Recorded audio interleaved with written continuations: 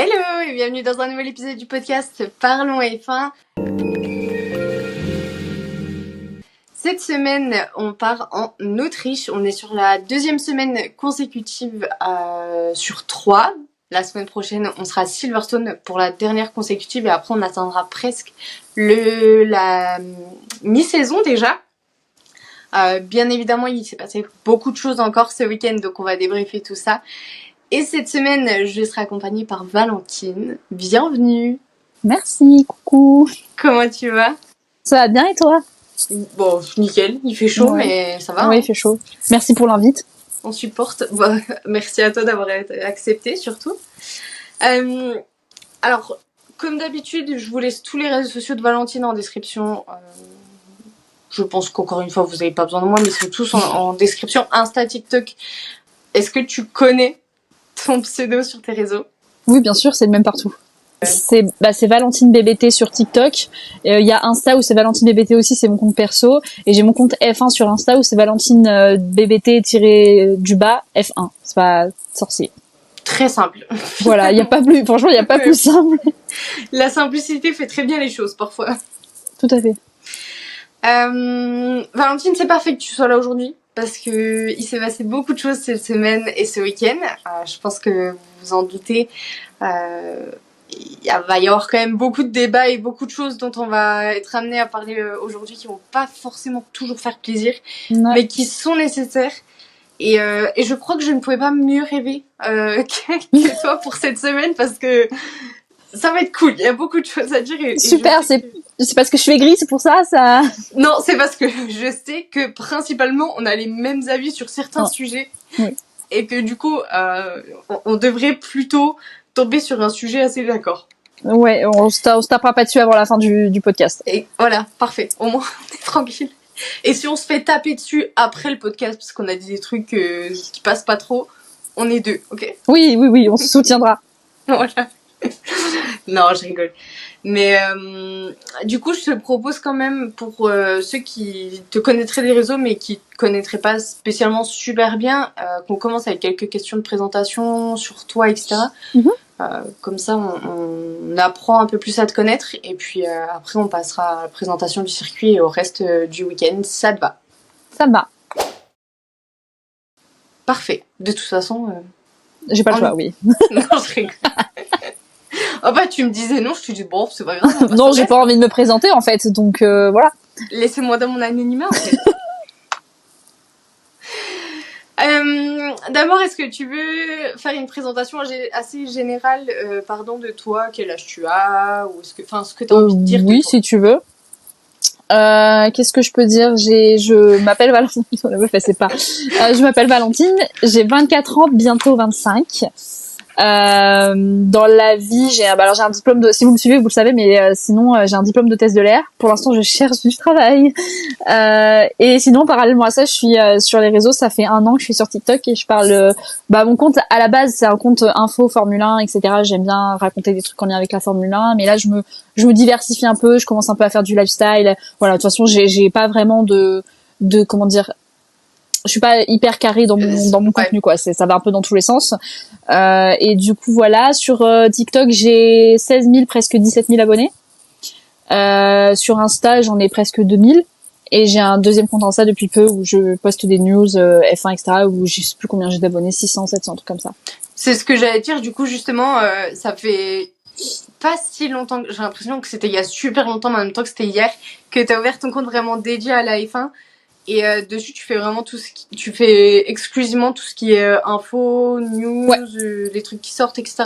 Ouais, complètement. En fait, je fais à peu près ce que je faisais sur TikTok, fut un temps où dès que j'avais une info, je prenais ma caméra, je faisais une vidéo, et ça m'a gonflé en fait quand il y a eu l'histoire avec Horner. Ça m'a saoulé parce que j'avais l'impression de parler que de ça, et du coup je voulais quand même continuer à donner des news, mais pas toujours être obligée de me filmer pour le faire. Donc de temps en temps je fais des vidéos sur TikTok, mais en général je poste des articles que je cherche les news un peu partout sur des articles déjà écrits, je prends ce qui m'intéresse, j'en fais un pot pourri en gros et je réécris mon truc à ma sauce.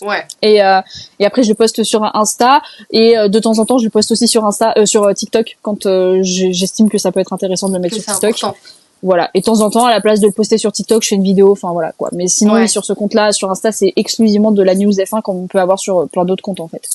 Ouais, ce que justement je te demandais parce que j'allais dire si vous voulez vraiment avoir les news et tout et vraiment que ça presque parce que souvent ceux qui font des news, il y a aussi autre chose mais c'est vrai que si vous voulez vraiment avoir les nouvelles et juste ça et pas être inondé par d'autres trucs en même temps et pas tout voir passer, c'est vrai que ton compte il est vraiment super bien pour ça parce que bah tu trouves ce que tu veux quoi. Tu t'as pas vu les actus de la journée, tu trouves hyper facilement. Ouais.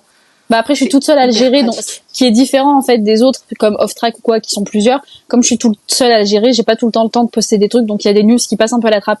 Mais globalement, j'essaye d'être assez régulière.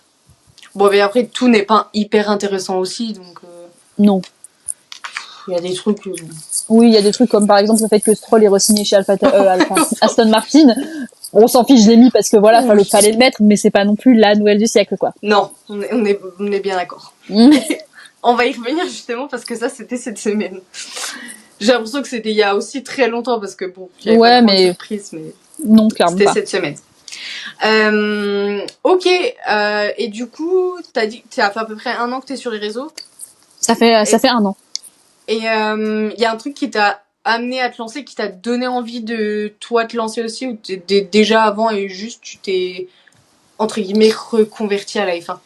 Alors, j'ai toujours kiffé un peu le milieu des réseaux sociaux. J'ai eu ma période youtubeuse quand j'avais 15 ans. J'ai eu ma période où je faisais des tutos make-up quand j'étais au collège avec mon ancienne meilleure amie. Heureusement, cette chaîne YouTube n'a pas marché. Et n'a pas duré non plus et du coup après j'étais plus du tout sur les réseaux et l'année dernière quand j'ai fini ma formation d'hôtesse de l'air du coup je me suis retrouvée au chômage ce qui n'avait pas été le cas depuis 2 ans et demi et je savais pas quoi faire, fallait que je trouve un truc pour m'occuper et je me suis dit écoute pourquoi ne pas te lancer sur les réseaux, tu kiffes la F1, c'est un sujet que tu maîtrises maintenant parce que au début forcément quand tu commences tu t'y connais pas grand chose donc c'est pas évident de se lancer et de commencer à parler de F1 avec des gens si déjà toi t'es pas calé. À ce moment-là, je me suis dit tu maîtrises assez le sport pour te permettre d'en parler et de pouvoir débattre avec des gens. Donc je me suis dit écoute why not. Donc j'ai acheté une ring light et je me suis dit en route mauvaise troupe et je m'attendais à rien. J'ai fait ça pour le kiff et j'ai vu que ça montait. Aujourd'hui, je suis à 16 000. Je trouve que c'est énorme, 16 000. Donc, je suis très contente d'en être là où je suis. Et au début, c'était même pas prévu que je continue. Genre, au début, je me suis dit, je teste. Voilà, si ça me gonfle, j'arrête. Et quand j'ai vu que je commençais à créer une petite communauté, je me suis dit, non, je peux pas arrêter. Je peux pas les laisser. Genre, j'aime trop échanger avec eux et tout. C'est vraiment genre, je kiffe. Donc, je peux pas m'arrêter là. Et bon, voilà, on verra où ça me mène. Mais j'avoue que là, j'arrive à un stade où parler que de F1, c'est pas que ça me saoule, mais c'est qu'on en fait vite le tour et que tu vois c'est souvent toujours un peu les mêmes choses qui reviennent et j'aime toujours autant la F1 hein. Il y a toujours plein de trucs à dire mais c'est vrai que j'aimerais bien aussi tu vois un peu me diversifier. J'ai l'intention de faire une vidéo pour en parler justement sur mon compte et de voir un peu avec les gens ce qu'ils en pensent, mais j'aimerais bien cet été profiter de la pause estivale pour essayer de diversifier un peu plus mon contenu pour ne pas faire que de la F1. Oui, et puis c'est comme tu dis la pause estivale c'est peut-être l'occasion idéale aussi pour Oui, tout à fait. On va pas faire quoi pendant la pause estivale, il y a un moment donné. Non, oui, il y a un moment donné où on va se retrouver au chômage. Exactement. Et puis moi, j'ai pas pour objectif de devenir journaliste sportive, tu vois. Je sais très bien qu'avec le compte que j'ai et le fait que je donne mon avis de façon parfois peut-être un peu crue, ça plaira jamais à des chaînes comme Canal+, etc. Donc je m'attends pas à ce qu'on me contacte un jour pour me proposer un poste chez Canal pour faire consultante en F1. Donc je me dis que je peux m'ouvrir à plein de trucs et voilà, j'ai pas envie que ce soit une vitrine professionnelle, tu vois. Mon compte TikTok, c'est pas pour ça que j'ai commencé. Oui.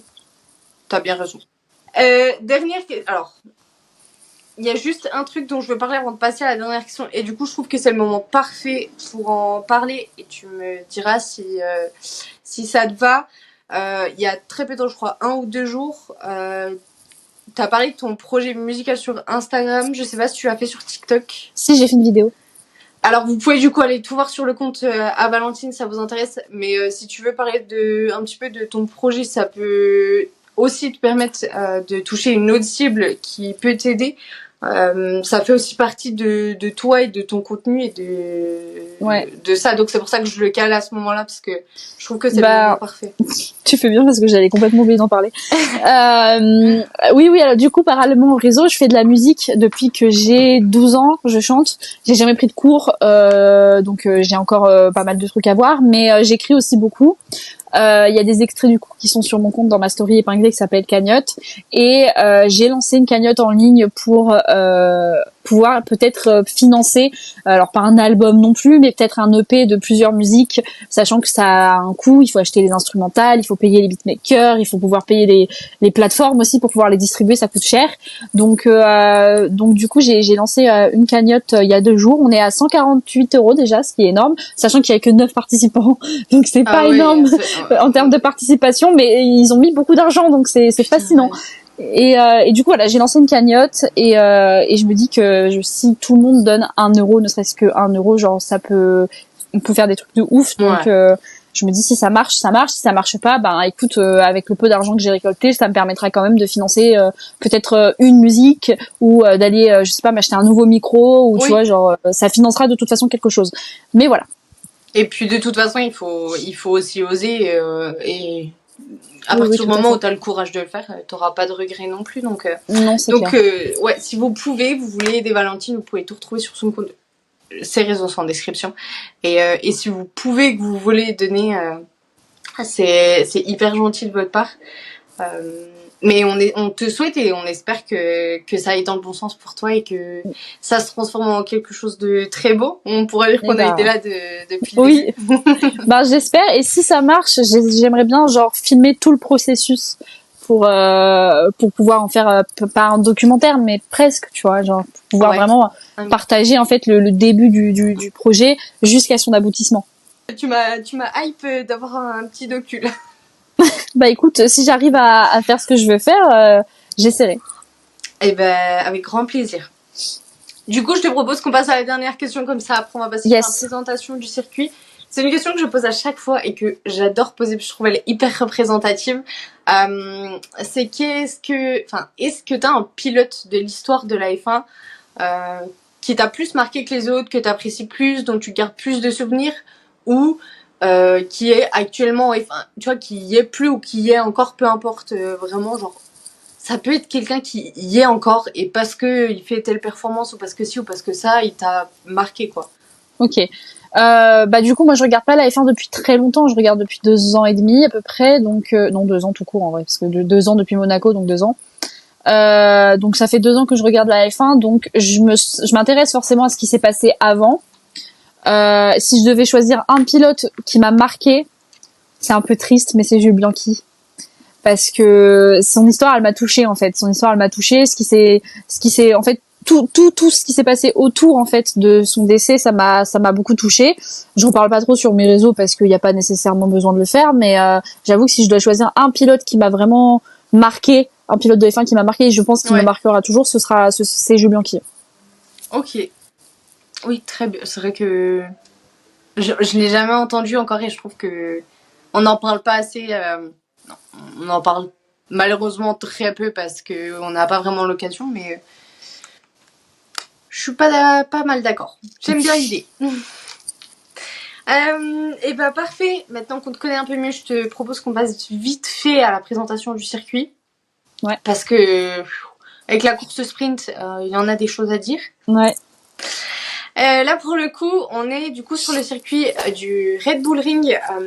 Alors, il est appelé Red Bull Ring parce que pour ceux qui ne le sauraient pas, c'est le circuit d'essai de Red Bull. C'est un circuit qui appartient à Red Bull, qui fait 4 km 318 et qui est en F1 depuis 1970. Il était connu sous un autre nom avant. Allez voir ma vidéo si vous voulez, vous avez toutes les infos, mais je ne peux pas vous donner ce nom, je ne saurais pas le prononcer, je n'y arrive pas. C'est autrichien ? Ah ouais, c'est une cata. Bon, tout le monde m'a dit c'est super simple à prononcer, moi je suis là, non mais les gars, j'y arrive pas. Laissez-moi, j'y arrive pas. C'est un circuit qui avait beaucoup posé problème l'année dernière pour des track limits. Il y avait eu un nombre infernal d'infractions, je crois qu'il y en avait plus de 1000 et quelques sur le week-end. 1200 et des brouettes, je crois. Ouais, c'était vraiment énorme.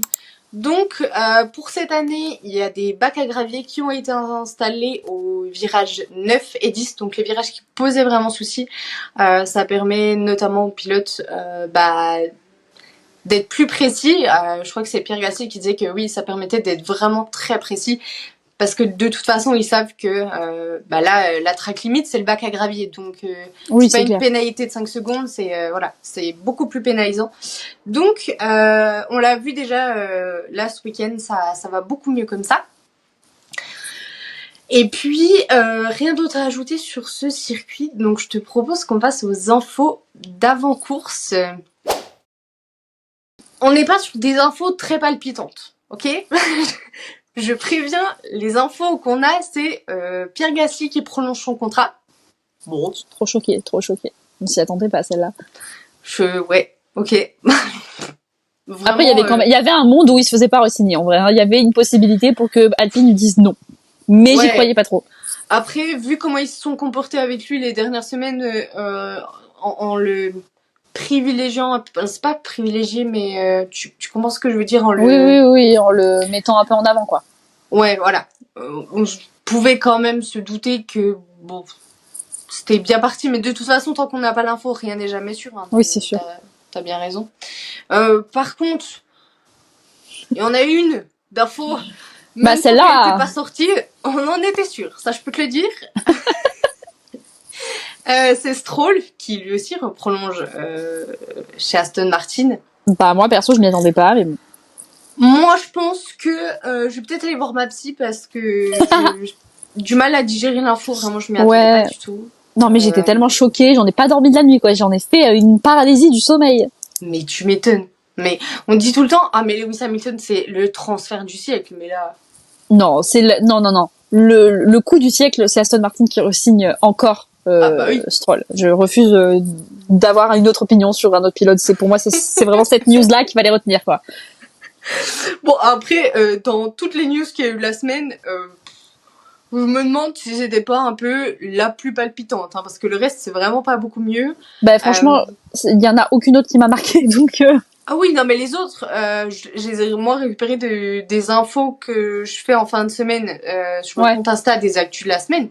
Mais à part ces deux grosses-là, il y a rien qui a été vraiment hyper poussé. Là, le reste, c'est ce que j'allais dire, c'est les évolutions chez... Alors, il y a pas mal de monde. Il y a Ferrari, McLaren, Mercedes, Racing Bull et Sauber.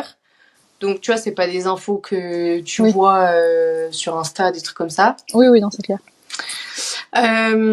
Ces évolutions-là qui, moi, à mon sens, n'ont pas l'air d'avoir... Mais comme on le dit depuis le début de saison, c'est très compliqué à voir. Mais là, ce week-end, qui n'ont pas l'air d'avoir vraiment eu un effet incroyable chez une écurie plus qu'une autre.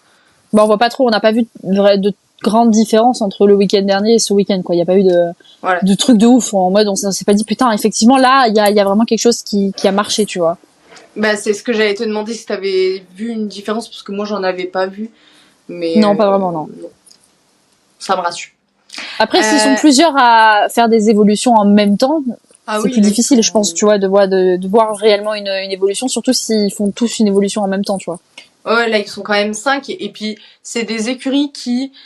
alors Ferrari, il me semble que c'était pas le week-end dernier, mais Racing Bull, c'était déjà... Si, Ferrari, c'était aussi le week-end dernier, donc Ferrari, Racing Bull, et j'ai un doute sur Mercedes, avait déjà apporté des évolutions la semaine dernière. Donc t'as pas le temps de voir quoi que ce soit, quoi. Non, c'est clair. Et puis dernière info qui m'a, j'avoue, un peu saoulée, choquée, je sais pas trop, c'est Helmut Marko qui annonce, on ne sait pas d'où, comme ça, en prenant la liberté de le faire, que Lawson remplacera Ricciardo pour 2025. Alors l'info n'est pas officielle, hein, ça sort de la bouche d'Helmut Marko, pardon. Donc tout ce qui sort de sa bouche est à prendre avec des pincettes. Mais justement, on connaît un peu le personnage aussi. On sait qu'il l'avait déjà fait avant avec d'autres pilotes. Je crois que c'est avec Tsunoda, si je dis pas de bêtises, qu'il l'avait déjà annoncé avant même l'écurie. J'ai un petit doute. Nick De Vries aussi, je crois. Ah bah c'est peut-être lui. Parce que Tsunoda, il a jamais été têche de l'écurie. Oui, mais tu sais, le renouvellement. Oui, d'accord. Je sais pas, peut-être. Je t'avoue que moi, j'écoute pas quand Helmut Marko parle. Ça rentre par une oreille, ça ressort par l'autre. Donc, je fais pas attention à ce qu'il dit, celui-là. Donc, Et bah, faites comme Valentine, n'écoutez pas trop ce qu'il dit. C'est vraiment à prendre avec des grosses pincettes. oui, Mais oui. voilà, je trouvais important quand même de le souligner parce que je me doute bien que à un moment donné dans la semaine, vous allez voir passer l'info, vous allez voir passer ITV. Et voilà, je préfère prévenir de dire, bon, écoutez, il a dit ça, n'écoutez pas trop. Après, plutôt... est-ce que c'est vraiment surprenant? On s'y attend un peu au départ de Ricciardo. J'adore Daniel Ricciardo. Bah Moi, oui. je suis dégoûtée de ne plus le voir en Formule 1. J'adore aussi Liam Lawson, donc j'ai un peu le cul entre deux chaises. Mais c'est à prévoir. Hein. On savait qu'il passerait pas là, enfin, il serait pas là l'année prochaine, donc bon. Il nous a rien appris, comme... quoi. Non, voilà, exactement. C'est un peu comme Stroll, c'est pas une grosse annonce ouf. Oui. C'est prévisible, malheureusement. Et ben, je pense qu'on a fait le tour. Hein. Pas une semaine très palpitante, mais ça tombe bien, parce que il y a beaucoup d'autres choses à dire.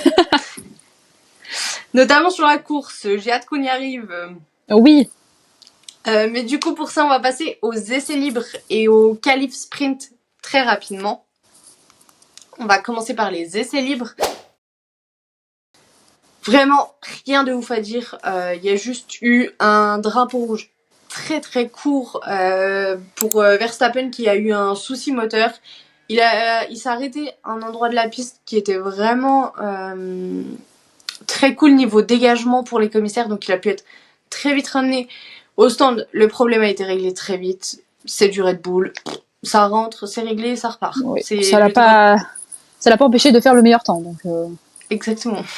Je me demande même si ça a pas un peu amélioré. Non, pas, mais ouais, Verstappen du coup finit avec le meilleur temps, suivi de Piastri deuxième et Leclerc troisième. Donc on a vraiment une tendance Red Bull McLaren en haut de classement qui se dessine déjà dès la séance d'essai libre.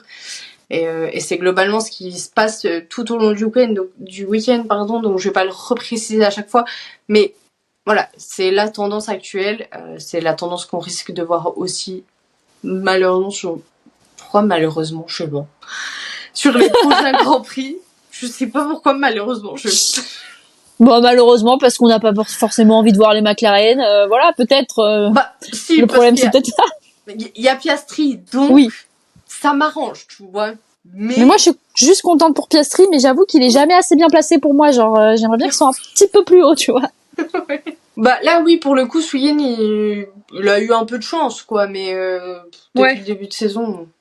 Après, honnêtement, j'y ai cru ce week-end. Quand je trouve que il a quand même un peu repris de la perfo ce week-end, j'ai l'impression. Mais je sais pas si c'est moi qui me berce d'illusions parce que ça me fait trop mal au cœur ou si c'est vraiment un vrai truc. Je suis un peu d'accord avec toi, j'ai eu un peu la même impression que toi parce que là sur les derniers Grands Prix, il était quand même derrière Norris, mais bien derrière Norris, tu vois. Et là, on sent que c'est pas encore ça, il y a encore un peu d'amélioration à apporter, mais il commence doucement à remonter et à avoir de meilleures places. Là, tu vois, il a bien fini le Grand Prix. Bon, après, il faut dire aussi que le DNF de Norris, c'est que l'histoire avec Verstappen l'a aidé, mais n'empêche qu'il était pas trop mal placé. Il a fait une bonne course et ça se voit que ça va un peu mieux. Donc je pense qu'il y a une légère amélioration, ça mériterait d'être encore amélioré. Mais bon, c'est mieux que ce que c'était.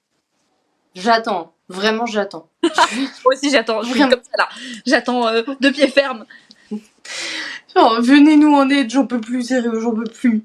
Bah regardez, Norris, il a attendu longtemps pour l'avoir sa victoire, hein, donc moi je suis pas sûre que Piastri attendra aussi longtemps. Bah... Allez, je vais rien dire parce qu'à chaque fois on me dit non mais ça compte pas. Mais en vrai il a déjà une victoire quand même. Ou quand? Pas en sprint? Ah oui. Non mais dis pas que c'est pas une vraie victoire. Non, c'est pas que c'est pas une vraie victoire, c'est que ce que je trouve dommage avec la sprint, c'est que t'as pas tout ce truc du podium, etc. Oui. Donc tu savoures pas la victoire comme une vraie. Pour moi, ça reste une victoire. Hein. Ça reste une victoire, mais ça te rapporte pas le même nombre de points. Et ensuite, genre, c'est pas célébré comme une vraie victoire. Donc c'est pour ça que, je sais pas, le sentiment, il est un peu moins, genre, appréciable. C'est moins kiffant. C'est comme quand Gasly il a fini sur le podium de la sprint. Ben, c'était cool, mais ça aurait été mieux que ce soit un Grand Prix. Ouais, je vois ce que tu veux dire. Oui, oui. Non, mais je suis d'accord. Mais en vrai, j'en rigole parce que tout le monde, à chaque fois, te fait la remarque de... Non, mais c'est une victoire sprint, donc c'est pas une vraie victoire. Je suis là, chut. En fait, je veux rien entendre. Dans mon cœur, c'est une vraie victoire. Bon, c'est tout pour les essais libres. Hein. Il y avait vraiment rien de ouf. On va passer au qualif. Ouais, qualif que j'ai suivi partiellement. Hein. Oh bah, c'est pas passé grand chose, hein, tu sais. Globalement, toujours aussi serré entre McLaren et Verstappen. Alors, s'il y a eu un petit truc qui m'a un petit peu vénère, c'est Leclerc qui sort pas à temps. Leclerc, ah oui, au dernier en Q3 qui est pas sorti à temps et qui a pas pu faire un tour correct. Ouais, et en SQ3 et... DNF, ouais. Bah, alors, l'histoire complète, c'est que ils ont attendu très longtemps avant de ressortir. Je crois qu'ils sont sortis à genre 2 minutes et quelques. Ouais, le problème, c'est que... Exactement. Tout le monde est ressorti en même temps. Donc forcément, il y a eu quelques petits embouteillages. Le souci, c'est que il serait sorti avec les embouteillages, ça serait allé. Le problème, c'est qu'il a calé dans la voie des stands et du coup, il a perdu encore plus de temps. Et le temps qu'il fasse son tour et qu'il passe à la ligne d'arrivée, c'était trop tard, à genre 1 ou 2 secondes près, quoi. Ouais. Donc c'est mort et du coup, il pas de temps SQ3 et il s'est placé 10e sur la grille de départ. Non, c'était pas un super week-end pour lui, mais bon. Oh bah, un enfer, je pense, pour lui ce week-end. Hein. Ah ouais, quelle angoisse. Oh mais... Puis alors, vraiment, je suis désolée, mais Ferrari, enfin... Qu'est-ce qui se repasse avec les stratégies? Tout allait mieux, j'avais l'impression. Et là, ce week-end, le fait de le faire sortir au DRDDR, le lendemain, ils retiennent pas la leçon parce qu'ils font la même chose. Et en course, les pneumatiques... Ouais, bah je sais pas. Voilà. On va mettre ça sur le coup d'un mauvais week-end, mais c'est vrai que là, les stratégies ce week-end, elles étaient pas là, quoi.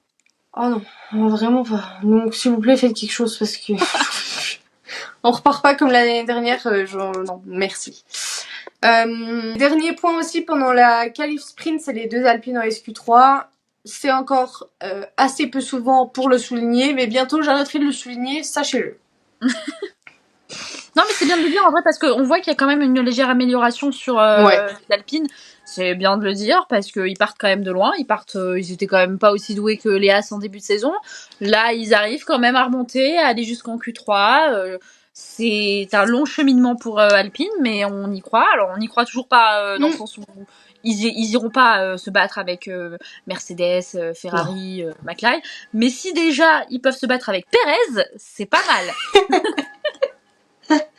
Parce que c'est un bon point de comparaison. Voilà. Pas mal.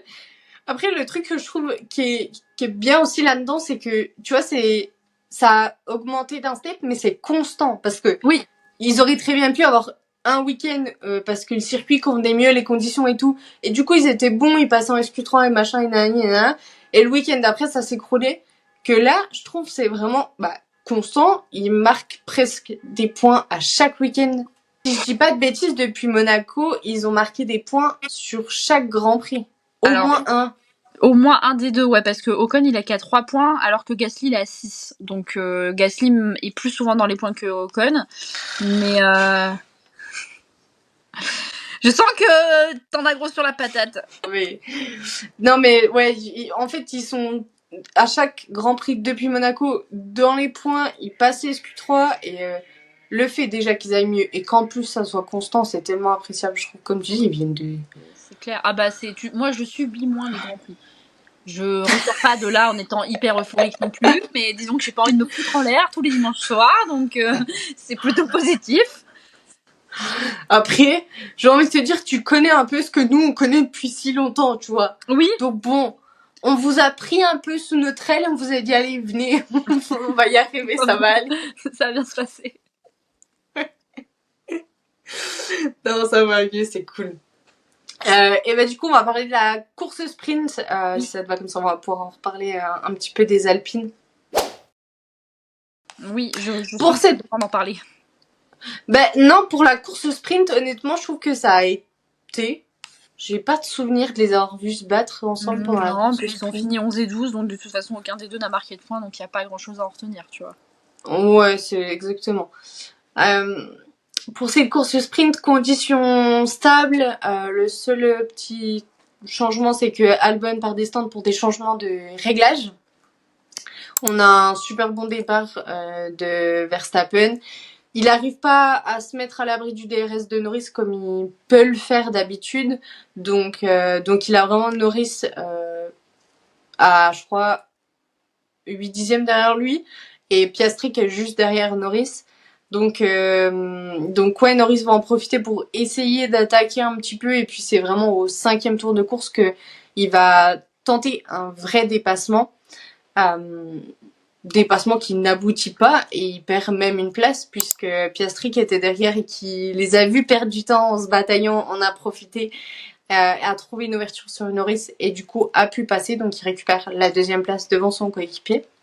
On a eu l'impression pendant un petit moment que Norris avait, pas pour consigne de l'équipe, mais tu sais, restait volontairement derrière Piastri parce qu'on avait l'impression qu'il pouvait aller chercher, qu'il avait plus de rythme. Lui avait l'air de dire tout le contraire après en UTV. Il disait qu'il n'arrivait pas vraiment à aller chercher Piastri et qu'il n'aurait pas pu faire mieux de toute façon que cette 3e place. Donc, moi, ça me va. Je pense que Norris, alors après c'est que mon ressenti sur la situation, mais en tout cas pour la course sprint, je pense que Norris son objectif c'était d'aller battre Verstappen. Je pense que battre Piastri, surtout s'il sentait qu'il avait pas un très bon rythme, ça servait à rien d'aller se battre avec son coéquipier. Il risquait juste si tu veux de ruiner sa course et de ruiner celle d'Oscar. Donc valait mieux qu'il reste derrière quoi. Oui, c'est pas plus mal. Hein, moi ça me va trop bien. On va pas faire la difficile. Oui non c'est clair. Pour ceux pour qui c'est un peu plus compliqué, c'est comme on l'a dit, les Alpines qui passent de la 8 et 9e place à la 11 et 12e place. Donc assez compliqué. Et puis il y en a un autre pour qui c'est très compliqué, c'est Alonso. Oh là là, comme c'est dommage. Tu vois pas que depuis tout à l'heure je me retiens de rigoler parce que je savais très bien qu'à partir du moment où j'allais dire Alonso, il y allait avoir une réaction. Je le savais. C'était sûr, c'était prévisible. Je n'ai donc pas de secret pour vous. Non. Mais ouais, là, c'est vrai que pour le coup, c'était vraiment très compliqué pour lui. Il passe quand même de... Alors, bon, il était déjà P13, donc c'était déjà pas ouf. Mais il passe quand même la ligne d'arrivée en 16e place. Il faut souligner que même Stroll fait mieux. Pour vous dire, vous expliquer à quel point c'est compliqué, quoi. Là, j'étais en train de le rattraper, peut-être, je ne sais pas. Non, là, c'est vraiment... ouais. Non, très non, compliqué. Mais en vrai, il a eu un week-end compliqué globalement, je veux dire que ce soit au niveau de la course sprint ou au niveau oui, ça a été compliqué. Mais après... Alors, je vais me faire taper dessus. Avant d'attraper ma veste, écoutez bien ce que je vais dire, d'accord? On sait forcément que de toute façon, en F1, la condition physique est hyper importante. Vraiment, genre, c'est un truc, t'as pas le choix et ta concentration aussi. Ouais. Physionomiquement, scientifiquement, j'allais dire j'ai perdu mon mot. Scientifiquement, on sait très bien que plus on avance dans l'âge, déjà plus on perd en concentration, en vision, etc. Mais plus la condition physique aussi se dégrade, ce qui est naturel et tu peux rien faire contre ça. Donc, honnêtement, oui, j'avoue, il y a des moments quand je vois certains week-ends où Stroll, là par exemple, est mieux alors que c'est Stroll, je me dis, est-ce que là, je ne commence pas en tout cas à jouer un petit peu dans les performances qu'il peut avoir, quoi. Je sais pas. Peut-être en vrai, peut-être un peu. Après, il est pas vieux, il a 43 ans, je crois. Donc, il est pas non plus. Ouais. Après, c'est vrai que pour être pilote de Formule 1, 43 ans, c'est pas mal en termes d'âge. Parce que ils ont quasiment tous la moitié de son âge sur la grille. Donc, forcément, c'est le vieillot de la bande. Mais peut-être qu'effectivement, ses conditions physiques commencent un peu à se dégrader. Et en même temps, je trouve, et pourtant c'est pas un pilote que j'apprécie, mais en même temps je trouve quand même que pour son âge c'est une sacrée machine, tu vois, genre c'est quand même une sacrée machine. Je pense qu'il y a beaucoup de personnes à 43 ans qui aimeraient avoir sa condition physique. Je sais pas si on peut vraiment dire que ça l'impacte directement parce que je pense qu'il est encore très chaud, mais peut-être qu'il commence un peu à fatiguer aussi, tu vois. Ça fait 150 ans qu'il est en F1, donc attends, 30 secondes.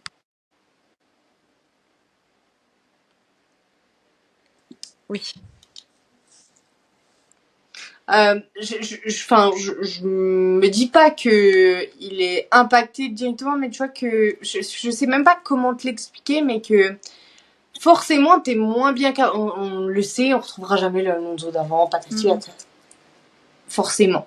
Mais oui, quand je vois des week-ends comme ça, je me dis, ok, 43 ans, tu le dis, c'est vraiment pas vieux.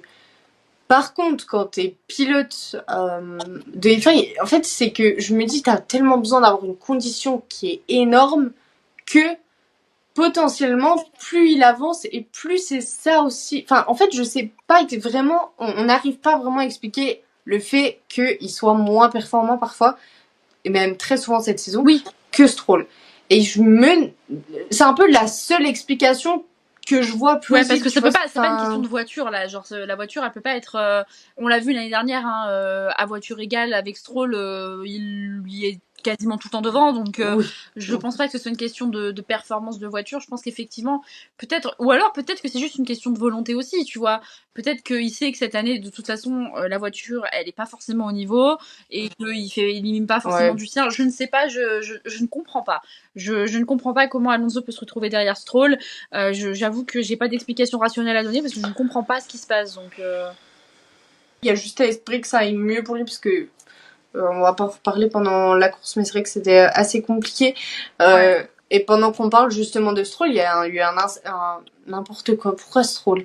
Pendant qu'on parle d'Alonso, il y a eu un incident justement avec lui, entre lui et Hülkenberg. Mais là, pour le coup, c'est de la faute d'Hülkenberg qui rate son freinage pendant qu'il le double au virage 3 et qui, du coup, pousse Alonso à sortir au large de la piste.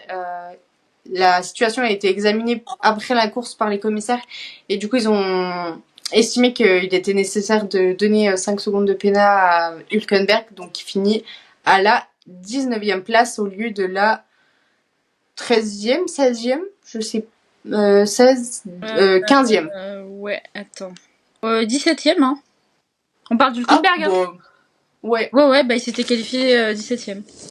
Ah, donc le mec double Alonso pour la 16... pour la 16e place, il se prend 5 secondes de pénal pour refinir à la 17e. Allez, c'était très utile, hein. Bon, après, voilà, hein, c'est pas un génie non plus. Le pauvre, il a rien demandé. Allez, bam. Non, j'avoue que c'était un peu méchant. J'espère qu'il n'y a pas de fan d'Hülkenberg. Non, mais il est souvent, genre, sa façon de conduire, il est un peu agressif parfois. Il fait souvent des trucs qu'on comprend pas trop pourquoi. Mais c'est comme Magnussen. C'est vraiment sorti de nulle part, ça m'a terminé. Et ben, si on a fini de dailler Hülkenberg, on va passer au qualif classique de course. Pour les qualifs, très calme aussi. En fait, c'est pas que c'est très calme, mais c'est qu'il y a vraiment cette tendance Red Bull, McLaren, donc le reste, il se passe pas grand-chose. Il y a en Q1 des track limits pour Tsunoda qui a un temps effacé. Et je crois que c'est pareil pour Leclerc en Q3 aussi. Alors lui, c'est pas un petit track limit à la Tsunoda, il a un peu sorti. C'est vraiment Leclerc, il va manger le bac à gravier. Oui, bah oui. Après, globalement, je sais pas ce que tu en penses, mais je sais pas si c'est le fait d'avoir entendu Leclerc en ITV avant dire qu'il avait envie de tester des choses, de prendre des risques et tout pendant ses qualifs, parce que sinon il savait qu'il finissait P5. Mais autant Leclerc que Sainz, je les ai trouvés très engagés, à mettre énormément d'engagement dans ses qualifs, même quitte à, en l'occurrence, à se foirer, mais à être vraiment beaucoup plus à la limite, beaucoup plus à l'attaque que d'habitude, quoi. Oui, je l'ai pas trop vu sur Sainz. Mais c'est vrai que Leclerc, je l'ai remarqué aussi, qu'il était beaucoup plus sur l'attaque pendant ses qualifs, et peut-être aussi parce que l'un comme l'autre savait quelque part que la voiture allait pas être aussi performante qu'ils le voudraient, et que leur seule solution pour éviter de finir trop loin sur la grille de départ, c'était justement d'être à l'attaque. Ça a pas marché, et ça a pas marché tout le long du week-end, donc valait mieux s'abstenir, mais il a essayé, voilà, il a testé, il a vu que ça avait pas pris, c'est des choses qui arrivent. Après, tu vois, c'est ce que je me faisais la réflexion hier, je me dis, Dans ces cas-là, est-ce qu'on préfère voir un pilote qui tente et c'est vraiment genre une vraie réflexion et je n'arrive pas à trouver de réponse.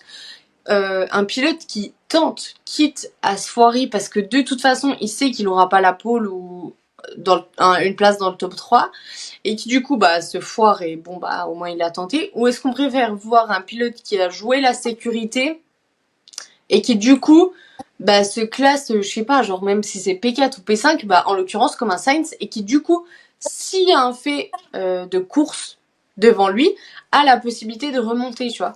D'ailleurs, je me disais, au final, lequel est le plus intelligent dans l'histoire et qu'est-ce que nous, en termes de spectacle, on préfère, quoi? Moi, je pense que, alors, je sais pas si ça va être très clair, mais je pense que ça dépend de l'enjeu qu'il y a derrière. En fait, faut penser plus loin que juste la qualif. Et pour moi, faut aller plus loin dans la réflexion et se dire qu'est-ce que j'ai à perdre si jamais je teste et que je me foire. Là, je vais prendre l'exemple de Leclerc parce que déjà, non seulement c'est un pilote que je supporte, donc je suis un peu où il est dans le classement. Pour ce qui est de Leclerc, lui, en l'occurrence, au classement des pilotes, là, il est en coude à coude avec Norris. Donc, il a, si tu veux, tout intérêt à être prudent, entre guillemets, et à essayer de se qualifier le mieux qu'il peut sur la grille, plutôt que d'aller tenter des trucs qui risquent au final de lui déglinguer sa qualif, et au final, du coup, tu vois, il part 10e. Donc, je pense que quand t'as vraiment, quand t'es vraiment à ça, tu vois, d'un pilote qui est devant toi au classement, il faut réfléchir à, ok, si je foire ma qualif, qu'est-ce que ça peut engendrer ensuite, tu vois. Et je pense que en tout cas, en ce qui me concerne, j'aurais préféré qu'il joue la carte de la sécurité et qu'il essaye de se qualifier un petit peu mieux, tu vois, plutôt que de tenter quelque chose et de se foirer. Après, il a tenté, pareil, c'est lui qui décide, il tente, il a vu que ça marchait pas, mais c'est vrai que quand t'as l'enjeu derrière du classement et que tu sais que tu peux remonter vice-champion, tu réfléchis à 2 fois.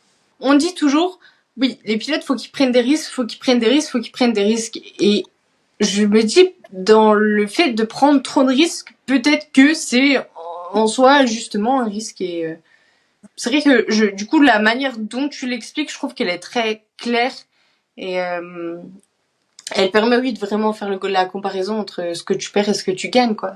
Quand tu y réfléchis de cette manière-là, c'est très clair, je trouve. Piastri aussi a un temps annulé pour track limit aussi. Il passe de P3 à P7. Bon, il y a eu moins de track limit que l'année dernière, mais il y en a encore. Après, tu peux pas les effacer. Après, ils ont fait en sorte qu'il y en ait le moins possible, donc c'est encore heureux, j'ai envie de dire. Mais oui, après, tu peux pas les empêcher de. Je pense qu'ils ont un peu, en vrai. Peut-être que pour certains pilotes, ils sont allés justement un peu taquiner la limite, justement parce que le circuit il a été refait et à certains virages, ils ont mis des bacs à gravier pour voir justement jusqu'où ils pouvaient aller et jusqu'où ils pouvaient pousser la voiture. Et peut-être que du coup, ça a pas payé pour certains et justement, là avec Piastri, il a eu des track limites et des temps annulés. Mais je pense que peut-être ils sont allés, tu sais, ils ont voulu tester et se dire jusqu'où je peux pousser la voiture sur la limite de piste sans qu'on me retire le temps, tu vois. Il y a eu une réclamation justement de la part de McLaren. Moi, je n'ai pas vu les photos, donc je saurais pas te dire, mais écoute, je sais pas, ils ont peut-être essayé de tenter en se disant ça va passer. Bon, c'est pas passé, mais je sais pas. Là pour le coup, j'ai pas vu la photo, donc je ne sais pas du tout. Après, en l'occurrence, tu vois, c'est pareil. Là où t'as tenté, tu tentes. Oui, voilà, tu tentes, ça marche pas. Bon, au moins t'auras essayé, quoi. Exactement. Et je te propose qu'on passe à la course, l'élément principal de ce week-end, finalement. On a Zhou qui part des stands. Et puis, pour le reste, conditions assez normales, rien de spécial à signaler, pas de pluie, rien. Presque tous les pilotes partent en médium, du coup, sauf Zhou, qui part en dur. Et puis de toute façon, on le reverra un peu plus tard dans un cas précis, mais les hards, c'était pas vraiment ce qui marchait sur cette course-là, à part pour les As. Ouais. Mais pour les autres, c'était pas incroyable. Pour le départ de course, on a un bon départ de Verstappen. Meilleur départ que Norris, si je dis pas de bêtises. Ouais, clairement. Je crois qu'il se met quand même assez vite à l'abri du DRS. Ouais. Alors, Verstappen a creusé l'écart avec Norris assez vite et du coup, derrière, Norris a creusé aussi l'écart avec Russell assez vite aussi, en fait, finalement. Ouais. Bah, ils se sont tous les deux très vite détachés du reste. Hein. Exactement. Chacun faisait un peu sa course de son côté, et puis t'avais le reste du monde. Vraiment. Les deux contre le reste du monde. On a pour ce départ, du coup, un incident du côté de Leclerc. Oui, avec Piastri. Et Pérez. Ah bon? Ah oui, effectivement, ouais. Pérez, elle était là. En fait... c'est vrai que maintenant que tu dis oui, ça me revient. Oui. En fait, Leclerc se retrouve du coup pris en sandwich entre Piastri et Pérez. Personne ne peut rien faire, donc là pour le coup c'est vraiment un fait de course quoi. Enfin, Charles lui-même l'a dit plus tard. Personne ne pouvait vraiment rien y faire à partir du moment où ils étaient les trois ensemble. Mais il se retrouve quand même avec un aileron cassé. Donc obligé de repasser au stand directement après, pendant le premier tour. Ce qui fait qu'il ressort 19e avec des pneus durs. Là, à partir de ce moment-là, sa course, elle est un peu, elle est foutue, hein, clairement. Oui, là, je pense qu'il avait pas trop d'espoir. En sortant des stands, il a dû se dire. Exactement. Après, les ingés ont essayé de redonner un peu d'espoir à la radio en disant oui, on sait que même sans safety car et tout, on peut remonter dans les points. Bon, il n'y a pas eu de safety car et il n'y a pas eu de remontée dans les points. Bon, après, il a quand même fini 11e, il a quand même réussi à bien remonter, ce qui est pas mal, mais c'est ce que j'ai. Pas suffisant, mais pas mal, en vrai. Oui, alors, en ressortant des stands 19e, je pense que on pouvait pas vraiment espérer une 11e place, quoi. Oui, non, franchement, s'il avait fini 15e, c'était déjà le bout du monde, donc... Oui. En plus de ça, du coup, on l'a dit juste avant, mais les hards avec lesquels il est ressorti après ce premier passage au stand n'ont absolument pas fonctionné non. sur la Ferrari. Il arrive à un total quand même de 3 arrêts avant la mi-course. Ouais, ce qui est un petit peu énorme. Ah oui, je l'ai vu plus dans les stands que sur la piste, j'ai l'impression, donc... C'est vrai, c'est pas faux, c'est véritablement pas faux, je crois. Le gars passait sa vie dans les stands et je me suis même demandé pourquoi le faire rentrer aussi souvent. Oui, là vous ruinez sa course à faire ça. C'est une strat à la Ferrari de l'année dernière. Allons-y, rappelons-nous des mauvais souvenirs. C'est vrai que ça faisait longtemps que c'était pas mal passé au niveau stratégie. Il fallait bien un peu, tu vois, genre nous faire redescendre de notre petit nuage. Histoire de dire, vous croyez que tout va bien ? Bah non. Calmez-vous. Non. Un autre incident pendant qu'on y est, c'est Pérez et Piastri, toujours les mêmes finalement. Pourquoi se lâcher ? Tu me diras. Bah oui, clairement. À quoi bon ? Au virage 3 encore, ce virage qui pose grandement problème ce week-end. Il y a eu plus d'action au virage 3 là cette saison que sur le Grand Prix de l'année dernière à Miami, je pense. Hein. Ça vraiment, j'aurais pas dit mieux. Ça c'est vraiment bien dit pour le coup. Ah non, mais là c'était vraiment phénoménal ce virage. Alors pour le coup, je sais pas ce qui s'est passé chez les commissaires. Là il y a pas de pénal et il y a pas mal, je m'entends quand je dis pas mal, il y en a pas des tonnes non plus, mais il y a quand même pas mal d'autres incidents, petits incidents dans ce genre. Par exemple Max qui zigzague un peu, etc. où il y a pas de pénalité chez les commissaires ce week-end. Je sais pas toi ce que t'en penses. Moi personnellement ça me va parce que j'en ai un peu marre des pénalités à tout va et des commissaires qui veulent à mon sens un peu trop se mettre en avant, enfin pas se mettre en avant, mais un peu trop en faire depuis le début de saison. Donc ça m'a pas dérangé, mais non, c'est pas dérangeant et en même temps c'est pas étonnant parce que bon, c'est à tous les grands prix on n'y comprend pas grand chose. Des fois il y a des pénalités, des fois il y en a. Des fois j'ai l'impression c'est un peu au regard genre du pilote.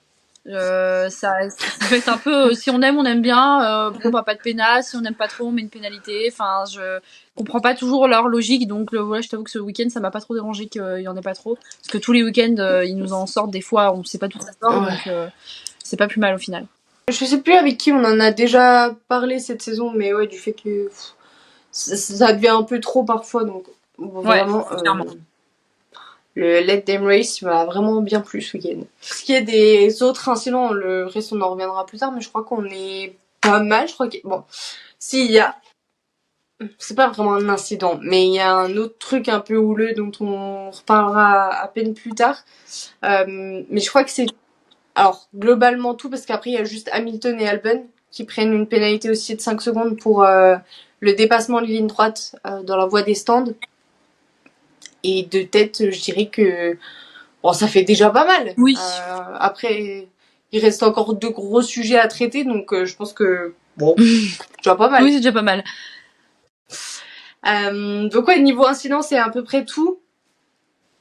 Si, il y en a un autre. C'est Alonso et Zhou. Bah c'est ce que je disais tout à l'heure, c'était pas son week-end à lui, hein. Ah oui, et bah il a fait parler de lui ce week-end par contre. Hein. Ah bon, ça j'ai pas vu. Ah bah là, entre ses perfos pas dingues sur la course sprint, là avec Zhou, où il pousse Zhou hors... Non, il sait même pas qu'il le pousse hors de la piste, c'est vraiment... même il va à peine le soulever, il le pousse en dehors de la piste. Donc ouais, 10 secondes de pénalité encore pour Alonso. Il y a eu pas mal de pénalités au final. Quand là on les énumère les unes à la suite des autres, je me dis que... Et encore, il y en a qu'on n'a pas abordé, mais... Ouais, oui, bah comme à chaque Grand Prix en fait, en vrai. Ah.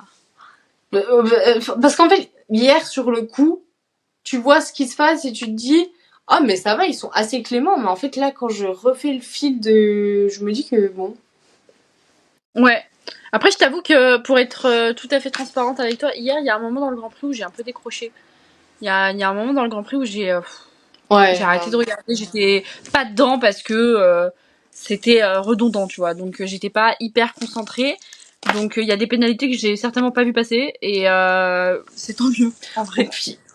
Après, je pense que, il y a toujours un moment, et je pense qu'on est tous pareils, il y a toujours un moment dans le Grand Prix où de toute façon tu décroches pendant quelques tours, parce que... Tu peux pas pendant 2 heures de Grand Prix genre être à fond, à part vraiment s'ils font des trucs de ouf tout le long du Grand Prix, mais ça arrive quasiment jamais. C'est soit au début, soit à la fin, mais généralement le milieu, c'est toujours un peu...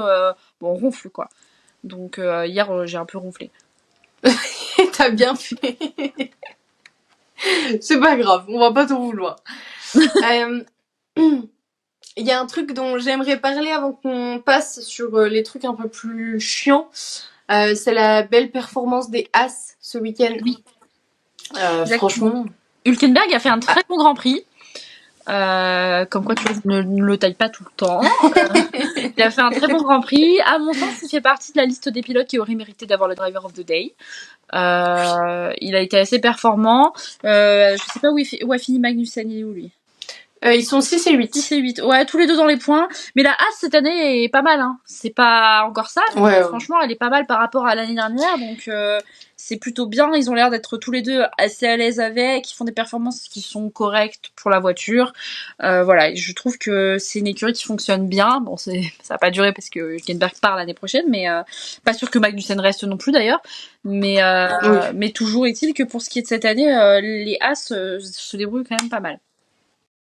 Et puis, c'est ce qu'on rappelle assez souvent, mais c'est tellement important à souligner, c'est que quand tu regardes la différence de perfo entre l'année dernière et cette année, c'est quand même assez exceptionnel pour souligner qu'il y a un travail qui est fait en interne et sur la piste qui est quand même assez exceptionnel et qui leur permettent là en l'occurrence de finir 6 et 8 sur ce Grand Prix. Et 6 et 8, tu me l'aurais dit la saison dernière, je pense que je ne t'aurais jamais cru. Ah non mais non, clairement. Franchement, Après, est-ce que c'est pas grâce au changement de team principal? Est-ce que c'est pas lié à ça, quelque part? À chaque fois qu'on parle des As depuis le début de saison, quand on en parle pendant les podcasts, c'est vraiment toujours le truc qui revient et c'est le truc qu'on souligne quand on veut souligner la belle performance parce que à chaque fois c'est ce qu'on dit. Et du coup, je suppose que tu es d'accord avec ça, c'est que c'est vraiment pour nous pour nous. Vous avez compris ce que je voulais dire. C'est vraiment le point clé de cette amélioration qui a vraiment changé la cohésion interne, l'ambiance interne, qui déjà a pu faire améliorer les choses, mais qui en plus de ça a fait énormément progresser As. Enfin, c'est vraiment le truc qu'on voit comme le point central de l'amélioration. Ah mais clairement, je pense que... Alors, j'aimais bien Gunther, voilà, il était marrant et tout, mais en tant que team principal, je suis pas sûre qu'il soit toujours très pédagogue, on va dire. Tu vois, je pense que il est très fort de café, franc de collier. Je sais pas comment tu peux le dire, mais bref, il est très direct, etc. Et je suis pas sûre que du coup pour la cohésion d'équipe ce soit toujours ce qu'il y a de mieux. Et là, je pense que déjà avec un team principal ancien directeur de l'ingénierie, ben ça ne peut que, comment dire. Il y a ton chat qui fait une connerie? Non, mais la France vient de marquer un but. Ah enfin, putain, mais il est pas fini le match, ça fait 8 heures qu'on joue. Oui, parce que quand même, au cas où, la France joue contre la Belgique actuellement à l'heure où on tourne. Donc en fait, la Belgique aujourd'hui, oh là là. Et attends, les Belges, ils ont marqué ou pas? Non, parce que justement, depuis tout à l'heure, de temps en temps, je ziote quand même au cas où. Et pile quand je tourne la tête, je t'écoute toujours parler, hein, j'ai entendu tout ce que t'as dit. Mais du coup, pile au moment où je tourne la tête, ils étaient en train de célébrer et j'ai cru que c'était la Belgique. Donc j'ai un peu paniqué jusqu'à ce que je comprenne que c'était l'équipe de France. Attends, mais je vais me le mettre en fond aussi parce que s'ils gagnent la Belgique, on va en encore. Donc oui. Ça vient. Alors du coup, ce que j'étais en train de t'expliquer, j'ai pas revu l'action. Mais la France, sachez-le, vient de marquer contre la Belgique. J'ai pas entendu mon père crier, ce qui est étonnant. Bon, voilà, j'ai mis en fond du coup. Bon. Au moment où vous regardez l'épisode, je suppose que bon, c'est pas je suppose, le résultat sera déjà sorti, mais nous on le vit actuellement. Oui, du coup, nous on est devant là. Voilà, donc on garde un petit du coup, je sais plus ce que je disais. Oui, je me disais, je pense que peut-être effectivement le fait d'avoir un team principal qui est ancien directeur de l'ingénierie, ça aide les pilotes à se sentir peut-être mieux dans la voiture, à mieux la comprendre aussi. Et ça se voit. C'est malheureux à dire pour Gunther Steiner qui malheureusement maintenant n'est que consultant, mais le pauvre. Mais c'est déjà une chance. C'est déjà pas mal parce que d'autres à sa place, on les a pas encore vus, n'est-ce pas, Binotto? Donc ça passe. Ça, j'adore. Je pense que je devrais pas me faire trop d'ennemis parce que je suis pas sûre qu'il y a beaucoup de personnes qui apprécient Binotto, donc ça va aller. Oh, t'inquiète. En tout cas, on m'attrapera pas comme avec Norris. Donc, je devrais m'en sortir encore vivante à la fin de ce podcast. Mais oui, bref, tout ça pour dire que je pense qu'effectivement, avoir Ayao Komatsu comme team principal, ça doit les aider peut-être à se sentir mieux dans la voiture. Et ça se ressent. Et puis, au-delà de ces trucs d'ambiance, je pense même que le fait d'avoir quelqu'un qui dirige ton équipe qui est vraiment, pour le coup, très posé, mais qui est aussi très calé, parce que le gars, il a pas été team principal toute sa carrière, enfin, il a pas été... il a été vraiment de l'autre côté, si je puis dire, entre guillemets, il a vraiment été ingénieur. Et je trouve que les meilleurs... C'est pas valable pour tout le monde, encore une fois, mais les meilleurs teams principaux, c'est vraiment ceux qui, avant, ont été au plus près de l'action, si je puis dire, entre guillemets. J'arrive pas à l'exprimer avec les bons mots. Oui, non. Mais quand tu nous mets vois ce que je veux dire. En team principal, quand tu nous mets des hommes d'affaires, forcément, ils ont pas le même, tu vois, ils ont pas le même recul et la même, pour eux c'est un business plus qu'autre chose, tu vois, c'est pas leur vie, comment dire, ils vibrent pas, si tu veux, pour ce qu'ils font. Oui. Donc forcément ça a pas la même et puis eux ils vont te voir, enfin je veux dire, les pilotes ils les voient pas comme des pilotes, ils les voient comme des investissements, donc ils n'ont pas le même rapport, je pense, avec la Formule 1, le monde de la Formule 1 et les pilotes, que peut avoir quelqu'un qui va avoir fait ça toute sa vie, qui s'est toute sa vie consacré à la construction d'une voiture ou à la gestion d'une voiture, ou tu vois, et là il y a pas le même rapport, et je pense que c'est plus sain d'avoir comme team principal un mec qui sait de quoi il parle, plutôt que un mec qui est là pour faire du business et qui est vu juste aligner les zéros à la fin de la saison, tu vois. Ah bah oui. Donc ouais, vraiment très très belle performance. Je pense que j'ai vraiment très peu entendu parler de cette perfo, que ça soit sur les réseaux, que ça soit sur Canal, que ça soit... Enfin, j'ai l'impression qu'on en a très peu entendu finalement sur cette belle performance, et elle a été très peu soulignée, quoi. Après, c'est un peu méchant ce que je vais dire, mais je pense que les gens, d'une manière générale, ont un peu pris l'habitude, si tu veux, de plus calculer trop as. Et c'est dommage, tu vois, parce que...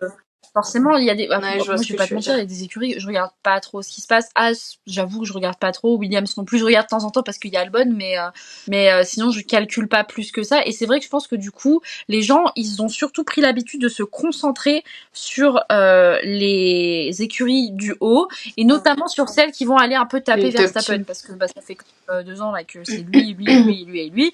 Donc forcément, en fait, quand t'as un Grand Prix où t'as des voitures et t'as des pilotes qui peuvent un peu aller se rapprocher de lui comme là on a, ben tu vas être concentré sur ça tout le temps et tu vas pas trop faire attention à ce qu'il y a derrière. Je pense que du coup les gens ils ont pris cette habitude de plus Ouais. calculer as et donc on fait plus trop attention, tu vois, genre carrément on se retrouve choqué quand on voit Magnussen à la fin d'un Grand Prix finir dans les points, tu vois, on se regarde et on est là putain mais qu'est-ce qui s'est passé parce qu'on n'a pas trop suivi.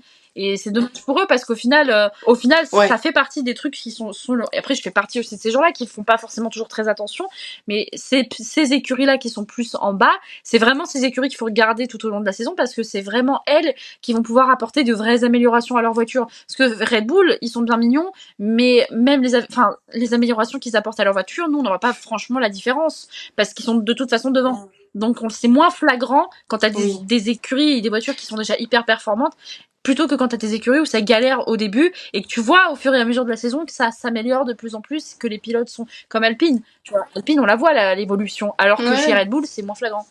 Alors que pourtant, c'est un peu bête, mais c'est le bas de classement où il y a le plus de C'est batailles, ça. hein, C'est ça. honnêtement. C'est surtout que là, ça fait 2 ans où on en est à un tel stade de suprématie de Red Bull. Bon, cette année un peu moins, j'avoue, mais l'année dernière surtout, où, bah en fait, si tu veux pouvoir vraiment apprécier ton Grand Prix, il faut que tu regardes ce qui se passe midfield, voire même fin de grille en fait, parce que c'est là où c'est assez Ah bah intéressant. oui. La bataille, je vais reparler de cette bataille parce que elle m'a alpagué et c'est là où genre c'est à ce moment-là où j'ai pris conscience que j'aimais le sport pour ce qu'il était plus que pour les pilotes et c'est parce que c'est des pilotes que j'aime pas justement. C'est quand il y a eu l'histoire avec entre à Interlagos là entre Alonso et Perez où ils se sont battus, ils étaient pas du tout dans les premiers, ils étaient même plutôt dans les derniers et ils nous ont fait une bataille de ouf, tu vois. Et c'est pas la seule fois où il y a eu des bêtes de bataille sur la fin de grille et on n'en parle pas voire moins. Le dépassement de Albon sur je sais plus qui. Je crois que c'est une Alpine et une As ou 2 Alpines, je sais plus, il a fait un dépassement de ouf la semaine dernière ou la semaine d'avant. Je sais plus quel Ah, Grand Prix, il a fait un bête de dépassement, on n'en a pas du tout entendu parler. Il a fait, pour moi, ça c'était vraiment genre un dépassement incroyable et j'ai vu personne en parler sur les réseaux alors que il a fait un truc de ouf quoi. Et c'est pareil, parce que comme c'est une écurie de fin de grille et qu'on calcule pas trop, ben c'est des trucs qu'on retient pas. Alors, et après du coup on va retenir des trucs pas forcément ouf qui se passent en haut de la grille et qui sont pas incroyables non plus, mais on va retenir que ça. C'est clair. ah ouais, non, si, je comprends tout à fait. C'est exactement ça. Mais voilà, des fois, alors, on peut rien y faire parce qu'au final, c'est humain. Tu regardes toujours Oui. le haut de classement et c'est humain parce que c'est, voilà, les écuries où il y a le plus de supporters. Donc, forcément, c'est celle dont on parle le plus. Mais voilà, des fois, c'est un peu à tort et je pense qu'on devrait parfois juste faire l'effort de dire, ok, mais je vais regarder un peu ce qui se passe en bas parce que c'est tout autant, voire certaines fois plus intéressant que... Mais Ouais, oui, je suis d'accord. tu le dis toi-même, tu en fais partie, j'en fais partie aussi de ces gens qui regardent pas forcément ce qu'il y a en bas. Et très souvent, je me fais la réflexion de me dire, bon, force-toi un peu à regarder ce qui se passe en bas aussi parce que c'est Oui, pas à délaisser. c'est clair, je suis d'accord. C'est fini? Ouais, c'est fini. Ah. Dégoûté les Belges, putain, j'en connais qui vont encore utiliser Twitter pour pleurer. Oh non, oh bah non, c'est bon, on n'en peut plus, hein. Ça suffit. Franchement, c'est le seul entertainment un peu drôle de la situation en vrai, parce qu'ils ont trop le seum les Belges. Sorry les Belges. On va continuer un peu dans les débats et on va ouvrir un autre débat si je puis me permettre. Qui va pas forcément te faire plaisir, je pense. Ah. Et où potentiellement on peut pas être d'accord, ça dépend. Oui. Non mais j'ai un avis sur le sujet, je vais essayer d'être impartiale et d'être objective. Alors, ouvrons le débat. Je pose juste les bases de ce qui s'est passé hier. On a eu une grosse bataille, encore une fois, bien évidemment, il faut qu'ils se retrouvent à côté. Donc on a eu encore une grosse bataille entre les deux Alpines. C'était encore très serré et un peu à la limite, comme d'habitude, finalement, j'ai envie de dire. Le truc, moi, qui m'a un peu agacé dans toute cette situation et qui fait que du coup, j'ai envie d'ouvrir un peu le débat là-dessus, c'est le message radio de Gasly qui dépasse Ocon, balance un ciao à la radio. Et ça, j'avoue que moi, c'est absolument pas passé. Bon, après, voilà, il n'y a pas eu de comment on dit en piste, de dérapage vraiment véritable en piste, mais voilà, ça, moi, en tout cas, c'est pas passé. Le ciao passe pas. C'est le moment où je peux donner mon avis dessus, du coup.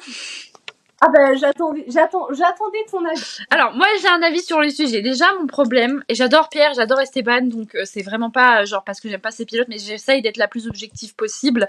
Moi, mon problème, déjà, c'est que premièrement, c'est des personnes qui ont un ego. Bon, ça c'est normal parce que tous les pilotes, mais ils ont un ego surdimensionné. Et je pense honnêtement que ce qu'on est en train, enfin, ce à quoi on est en train d'assister là cette saison entre Ocon et Gasly, c'est le concours de celui qui pisse le plus loin.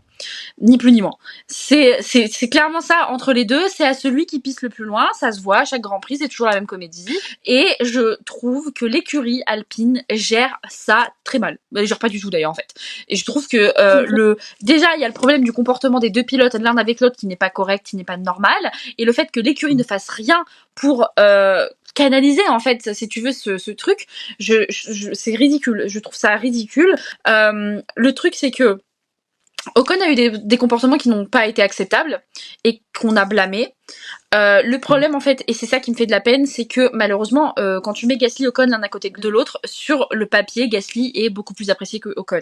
Beaucoup de gens détestent Ocon, je comprends toujours pas pourquoi, parce que je pense qu'il y a des gens qui l'aiment juste pas, parce que voilà, c'est tout. Il faut ne pas l'aimer, donc on l'aime pas. Et voilà, je pense qu'il a peut-être une tête un peu plus de, genre il a un peu, comment dire, il a entre la tête du gentil garçon et la tête du petit con, tu sais, tiens un peu avec son sourire un peu narquois, etc. Et je pense que ça, du coup, rien que physiquement, tu vois, il donne pas envie. Donc, c'est peut-être aussi pour ça qu'il y a des gens qui ne l'apprécient pas, mais ils se sont jamais trop intéressés au personnage. Et ce truc de vouloir absolument passer Gasly, etc., on le sent depuis l'année dernière. Ça lui fait faire des erreurs à la con comme à Monaco. Voilà, quand il fait de la merde, il faut le notifier. Mais quand tu t'appelles Pierre Gasly, tu ne peux pas pointer du doigt le comportement de ton coéquipier qui agit mal si par derrière toi aussi tu te comportes comme un con en fait. Et le ciao, sur le coup, genre j'ai trouvé ça, sur le coup ça m'a fait doucement rigoler, genre j'étais là en mode t'es un peu un gamin, tu vois. Genre j'ai rigolé mais t'es un peu un gamin. Frère, c'est ton coéquipier, c'est pas à la base, c'est pas censé être ton rival, tu vois, surtout quand il y a rien à jouer. Là en l'occurrence, il y a pas un des deux pilotes qui joue le titre pilote en fait. La seule chose que vous pouvez faire là actuellement, c'est être comme ça pour l'écurie, pour essayer de ramener des points à l'écurie pour qu'elle soit pas trop loin dans le classement constructeur.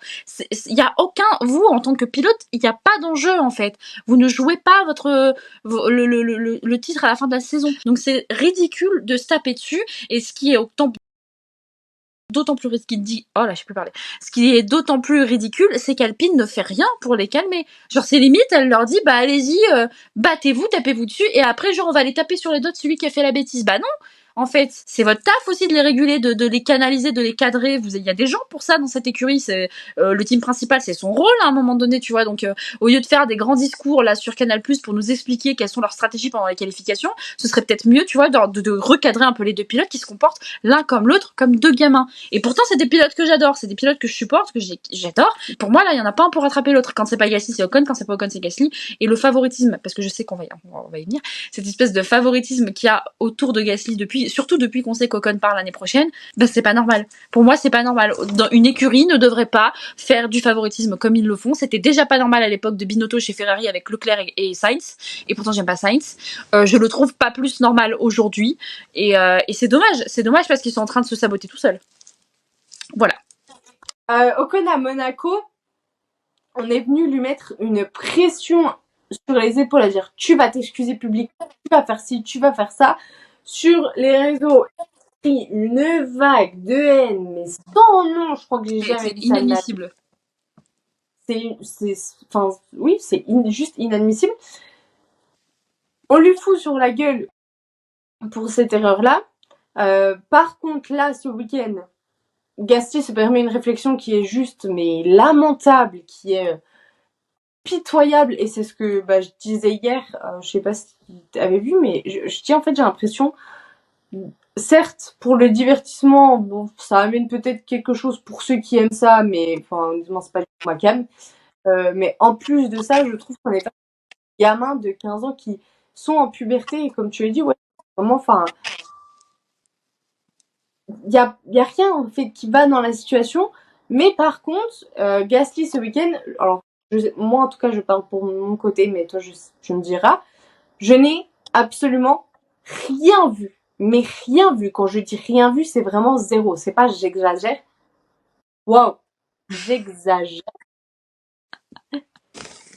Vraiment, je n'ai rien vu sur la réflexion que Gasly se permet de faire à la radio. Et ça, pour moi, c'est un comportement qui n'est vraiment, mais même pas admissible, même en dehors de la piste. Je peux pas concevoir ça. Sur la piste, c'est genre.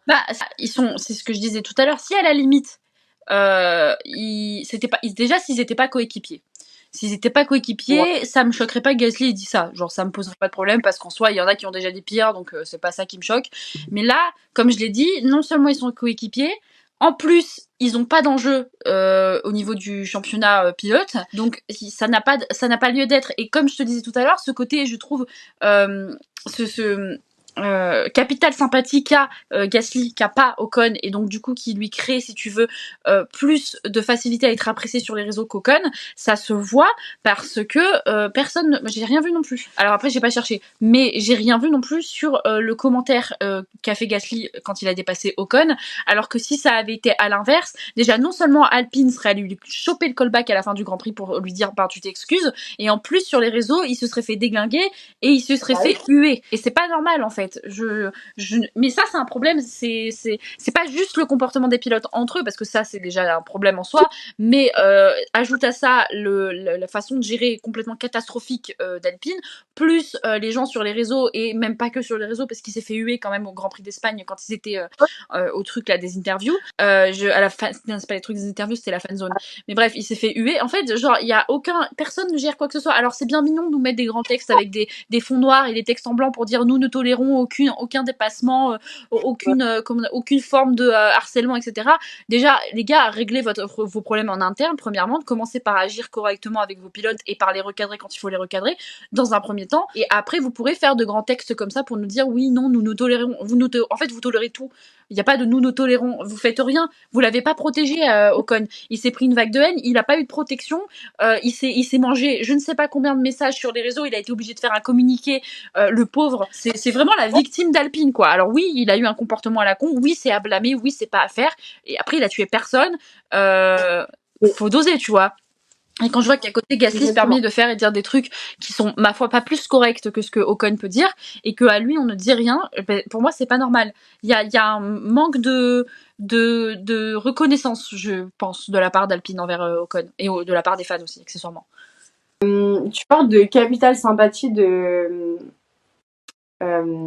Gasly, mais en fait je trouve juste c'était un peu trop facile, tu vois, genre vraiment je suis là en mode ça, en fait ça m'énerve, mais tu sais au plus profond de moi-même, parce que t'es face à une injustice de dire lui on le protège, lui ci, lui ça, lui parce qu'il a une belle gueule, etc., et ça va, et de l'autre t'as Alpine, comme tu le dis, qui en plus de ça fait rien.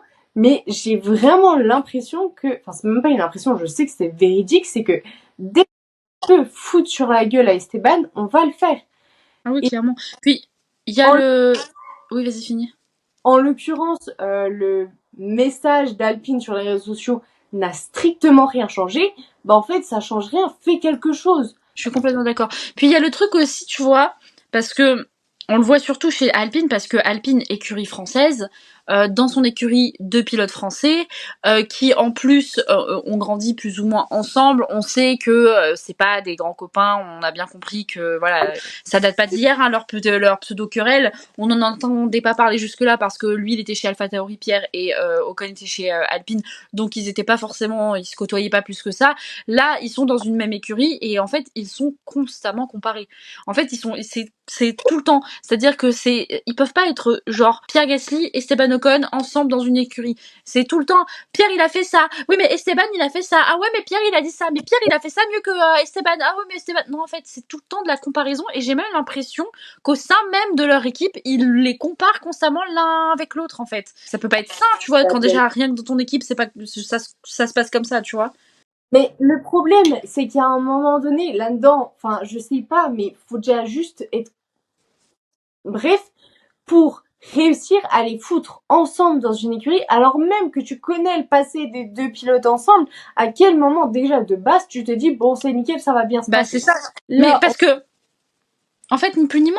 Parce qu'ils savaient que ça allait faire parler, parce qu'ils savaient que ça allait rapporter de l'argent, parce que c'était une écurie française avec des pilotes français, parce que tu vois le patrimoine de machin, et donc en fait c'est ni plus ni moins. Pour le coup là, c'est ni plus ni moins que des investissements en fait. Et je pense qu'ils s'en battaient pour dire ça vulgairement, ils s'en battaient les couilles que Ocon et Gasly puissent pas se blairer. C'était le cadet de leurs soucis. Je pense qu'ils ont dû leur dire en début de saison, au premier dérapage on vous allume.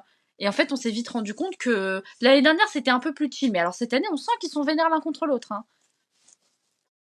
Mais de toute façon, qu'est-ce que Gasly en a à faire puisque Ocon s'en va.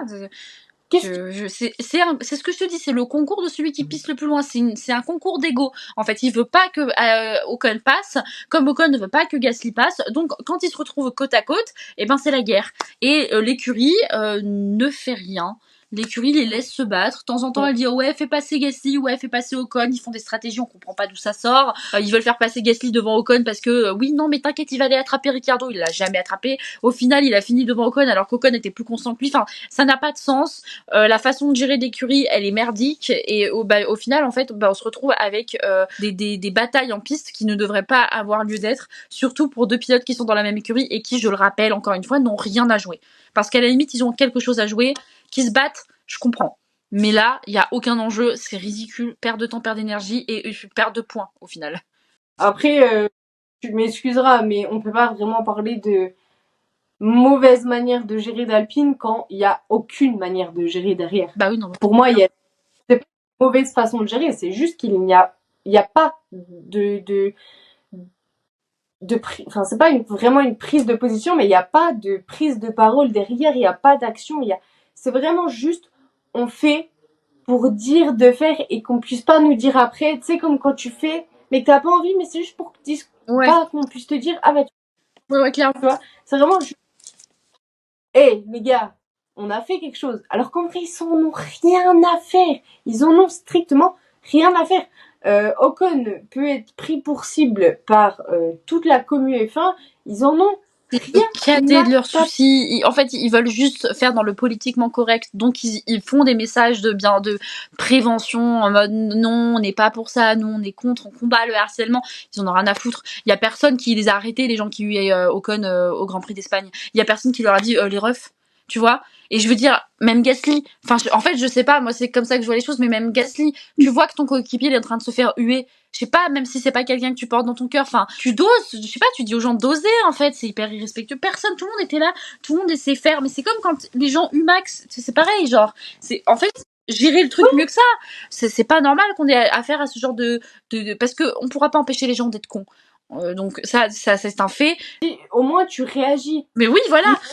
Tu peux pas empêcher, mais fais quelque chose. Et j'ai l'impression que de toute façon, quand il y a du fric en jeu, l'humanité, tu la mets un peu de côté et ça se voit avec Alpine. Après, moi, il y a un... S'il faut, je vais me faire déglinguer, mais pour moi, Bruno Famin n'a absolument pas ni les épaules, ni le statut, ni le charisme, il dégage rien. Le gars, demain, il vient me voir, il m'embrouille, je lui dis, mais qu'est-ce que t'as? Il a pas le charisme, il a pas la... Non, mais merci, mais je me tue à le répéter depuis le début de la saison. Je trouve que Bruno Famin ne fait pas son taf de team principal comme il devrait le faire. Et ça me désole pour Alpine en vrai. Tu m'excuses, mais mets un Bruno Famin à côté d'un... Je déteste ce mec, mais les deux. D'un Toto Wolff, d'un Christian Horner, d'un Fred Vasseur, etc. il fait tout pas sa place. Ouais, on dirait que c'est l'intrus de la bande. Au-delà du fait qu'il gère mal son écurie, il y a ce truc de, voilà, quand il parle, t'es là, oui, bon, bah c'est quand que c'est fini, tu vois. Après, ça n'empêche, avant de se faire d'avis, que voilà, il a fait ce qu'il a fait dans sa carrière. Ça veut pas dire que. Ah non, bah faut pas remettre en question ce qu'il a fait pour en arriver là. Hein. Absolument pas. Par contre, oui, quand tu regardes les faits et ce qui se passe dans l'écurie depuis le début de saison, bon. Voilà, Oui, il y a qu'à regarder comment ça se passe depuis le début de la saison. Il y a qu'à comparer la saison dernière et cette saison. Tu prends la saison dernière, certes, c'était pas, on parle même pas de performance de voiture, etc. On parle juste de l'ambiance globale de l'écurie.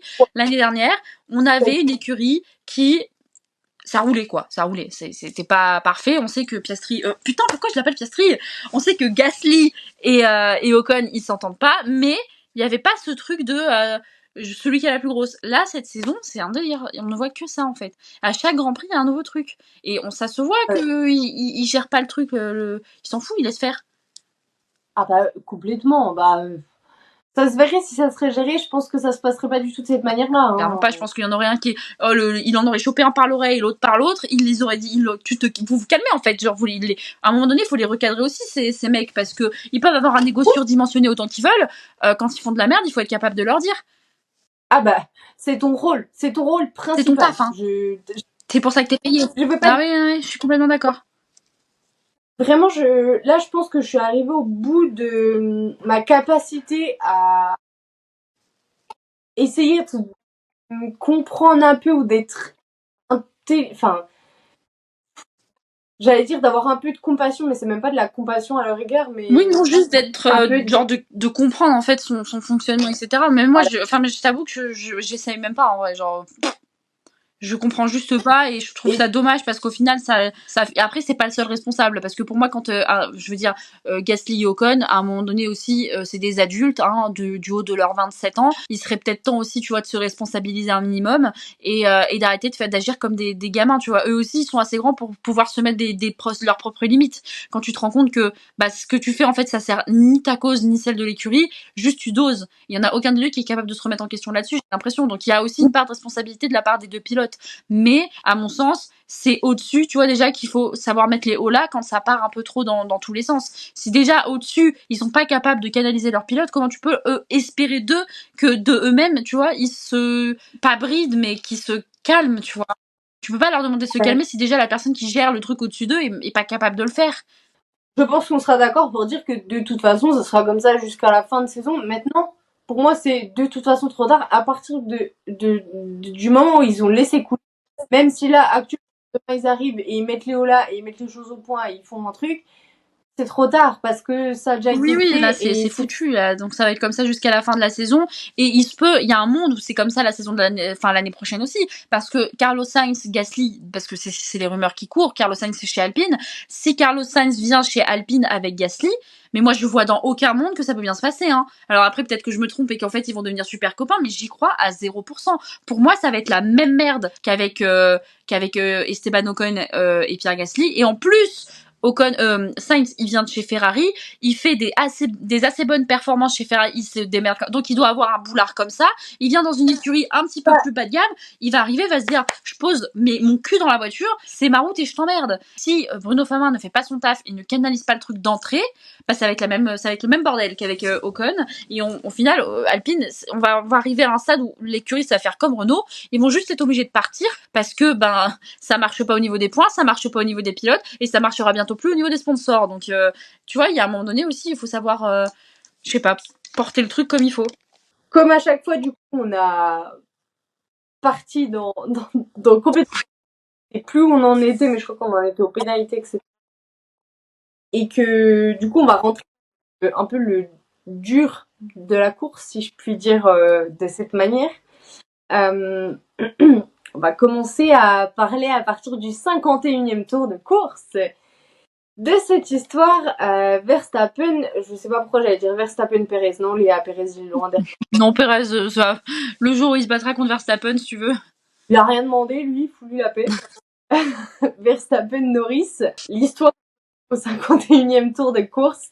Donc, comme on l'a dit au début, Verstappen a une avance sur Norris. Norris a de l'avance sur... Je sais pas pourquoi je peux caler un Perez là-dedans, mais je sais pas pourquoi ça ne rentre pas dans mon cerveau. Et en plus, il est même pas un peu impliqué, lui. Il est vraiment genre... Je comprends pas pourquoi il y a Perez dans ma tête. Et Norris a de l'avance sur Russell. Jusqu'à... alors, il y a eu un arrêt au stand juste avant, pour remettre un peu de contexte, où Verstappen a un peu coupé la route. Oui. À Norris, ça devient compliqué, là. Ouais, c'est... Après, Verstappen, il est coutumier du fer, hein. Ça, c'est des trucs qu'il fait quand même assez souvent. Oui. Et du coup, l'arrêt suivant, Verstappen a un arrêt qui se passe un peu moins bien. Donc, il perd vachement de temps sur Norris, ce qui fait que quand ils ressortent des stands, Norris n'est plus que 2 secondes de Verstappen. Et c'est là que la bataille commence. Et cette bataille, au début, elle était belle, elle était bien, elle avait rien de... Enfin, il y avait aucun souci, vraiment, c'était une belle bataille à voir même. Et je pense qu'on a beaucoup apprécié ce moment. Max avait pas beaucoup de grippe non plus, donc voilà, à se rapprocher de plus en plus. Norris, là au milieu de tous ces tours, a pris un drapeau noir et blanc, enfin un drapeau pour limite de piste, et il, du coup prendra une pénalité de 5 secondes juste après, puisqu'il tente à peine, mais il est hors de la piste. Ça compte comme une track limit, il prend une pénalité de 5 secondes. Bien évidemment, il rend la position à Verstappen, puisqu'il sait que de toute façon, on va lui demander de rendre la position. Donc, il rend la position, et on est du coup au 60e tour de course. Donc, c'est quand même qu'à 10 tours de la fin, Norris se rapproche de plus en plus, et c'est au 64e tour que les choses se passent vraiment mal et que finalement ça dérape. Hein. Verstappen avant ça zigzaguait pas mal et avait des petits moves un peu bizarres. Après ça c'est de l'interprétation de chacun. Ouais. Mais voilà, là il s'avère que Norris retente sa chance et retente un dépassement par l'extérieur. Verstappen est à l'intérieur du virage et bah voilà, il n'y a pas à tergiverser, il se rentre dedans. Verstappen a son pneu arrière. Je crois que c'est je sais pas lequel gauche. Il me semble.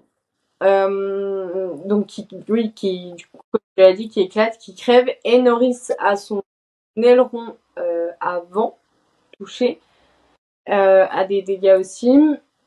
Sa roue aussi est crevée, je crois. Ouais. Donc, Norris finira par abandonner. Verstappen lui passe au stand, rechausse des pneus soft et ressort, mais quand il ressort, il est 5e.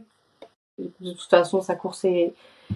Il rentre dans les points, donc il continue à marquer des points. Ça n'est pas fini comme Norris, mais et voilà, il est plus en mesure de jouer la victoire. C'est Russell qui prend le contrôle de la course. Lui qui était 3e derrière, tranquillou. Limite, il était en train de faire une petite sieste, là il se retrouve en tête de course. Je pense qu'il a rien dû comprendre. Verstappen du coup là-dedans qui prend du coup 10 secondes de pénalité pour une manœuvre qui est pas censée être là selon les commissaires sur Norris. Par où on commence parce que wow. Déjà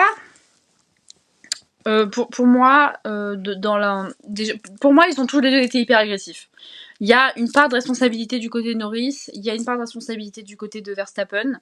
Norris, même si c'est Verstappen qui a causé l'accident et que c'est lui qui en est le responsable, Norris était quand même hyper proche de lui, alors qu'il aurait pu enfin, il avait la place, je veux dire, sur le vibreur d'y mettre ses roues. Il pouvait mettre ses roues sur le vibreur et ça lui aurait fait de l'espace entre lui et Verstappen. Et bon, voilà, ça n'a pas été fait. Est-ce que c'est genre parce qu'il voulait justement aller attaquer Verstappen ou est-ce que c'est juste qu'il a pas eu le temps ou qu'il y a pas pensé, je ne sais pas. Toujours est-il que là, en l'occurrence, celui qui est le plus en tort dans cette histoire, c'est quand même Verstappen. Et le problème de Verstappen, c'est que quand il est un peu sous tension, il devient très vite agressif. Et ça, même si on le voyait plus trop et qu'on avait la sensation qu'il s'était calmé parce que forcément, il mettait 45 secondes à tout le monde. Donc voilà, forcément là, on le voit que cette saison c'est un peu plus tendax, donc il est on a vu qu'il était agressif, mais ils l'étaient tous les deux. Pour moi, ils ont chacun leur part de responsabilité dans ce crash. c'est dommage pour Norris qu'il ait été obligé d'avorter sa course à cause de ça, parce que ben c'est juste ballot, c'est de la faute à pas de chance pour le coup. Si lui il a dû faire DNF et pas Verstappen, c'est juste que ça s'est passé comme ça, tu vois, et ça s'appelle la faute à pas de chance, et c'est dommage pour lui parce qu'il était bien placé et qu'en plus il aurait pu la gagner la course, je pense. Mais c'est tout, c'est comme ça. Après, ce qui en a suivi de cet incident et tout ce qui a été dit et fait après, là pour le coup, ça c'est non, ça non. Bah alors, je vais juste donner mon avis sur Oui. accrochage pur et dur pour qu'on puisse parler de tout ce qu'il y a autour de ça après, parce que pour moi, c'est vraiment un sujet à faire. Norris, Verstappen, comme je l'ai dit, pour moi, c'est les deux ont une part de responsabilité et les deux auraient pu faire différemment et auraient pu faire les choses mieux. Jamais dans la voiture, donc on peut jamais savoir spécifiquement ce qui se passe dans la tête à ce moment-là, ce qu'ils peuvent faire. On a l'impression de revoir un peu en Verstappen d'avant. Moi, ça me pose pas de soucis. Si tu veux que, enfin, je trouve pas que c'est dramatique qu'on demande un peu plus durement. Alors par contre que ça soit très très agressif, je suis pas d'accord, mais que ça soit défendu durement, Oui. ça me pose pas énormément de problèmes. Je trouve que c'est juste la course en fait en elle-même là qui vaut. C'est du spectacle de course pour moi. C'est il y a un moment donné, enfin si à chaque fois on gueule parce qu'il y a des trucs comme ça, ben en fait on n'aura plus jamais rien. Tout le monde était content que la course ait été animée, peu importe que tu sois déçu parce que ton pilote il est préf à DNF, etc. Ben tu peux pas dire que la course était nulle à chier. Enfin, tu vois, la course était une course animée, peu importe Ça, que ton c'est pilote sûr, mais ça, fini ou pas. c'est un problème d'un manque d'objectivité de la part des fans, c'est ni plus ni moins. Hein. Pour moi, on a tous, à un moment donné, vu notre pilote DNF pour une raison ou pour une autre, ou par un accrochage, etc. Je regardais la F1 en 2022 et je soutenais Leclerc, donc oui. Donc oui, justement, venons-en, parce qu'on a commencé dessus à ce sujet qui, pour moi, pose vraiment problème, et je pense que, bon, tu vas pas aller contre mon avis. C'est vraiment tout ce qu'il y a autour et tout ce qu'on... Alors, je pense que je peux parler en notre nom et tu m'arrêtes si jamais. Tout ce qui en a découlé des réseaux sociaux qui est juste pas... Enfin, en fait, je trouve ça juste, déjà, de un, pas sa place pour certaines choses, et de deux, il y a des comportements qui vont beaucoup trop loin, il y a des choses qui sont beaucoup trop extrêmes pour un sport, un fait de course, enfin, il y a des choses qui vont beaucoup trop. Oui, je suis d'accord. Je suis d'accord. Et puis moi, il y a des trucs. Alors après, comment dire ça sans qu'on vienne m'attraper le callback, mais en fait, moi, il y a des trucs que je relève dans ce que Norris a dit en interview, que je trouve un peu, genre, ça me fait un peu froncer les sourcils. Notamment, déjà, le fait qu'ils reviennent sur leur amitié en mode, est-ce que notre amitié... Alors, je sais pas si c'était sarcastique ou pas. Dans un cas comme dans l'autre, je trouve ça ridicule. En mode, est-ce que notre amitié va survivre Ben, reste à lui. Enfin, ne tient qu'à lui, en gros, d'assumer d'avoir merdé, en gros.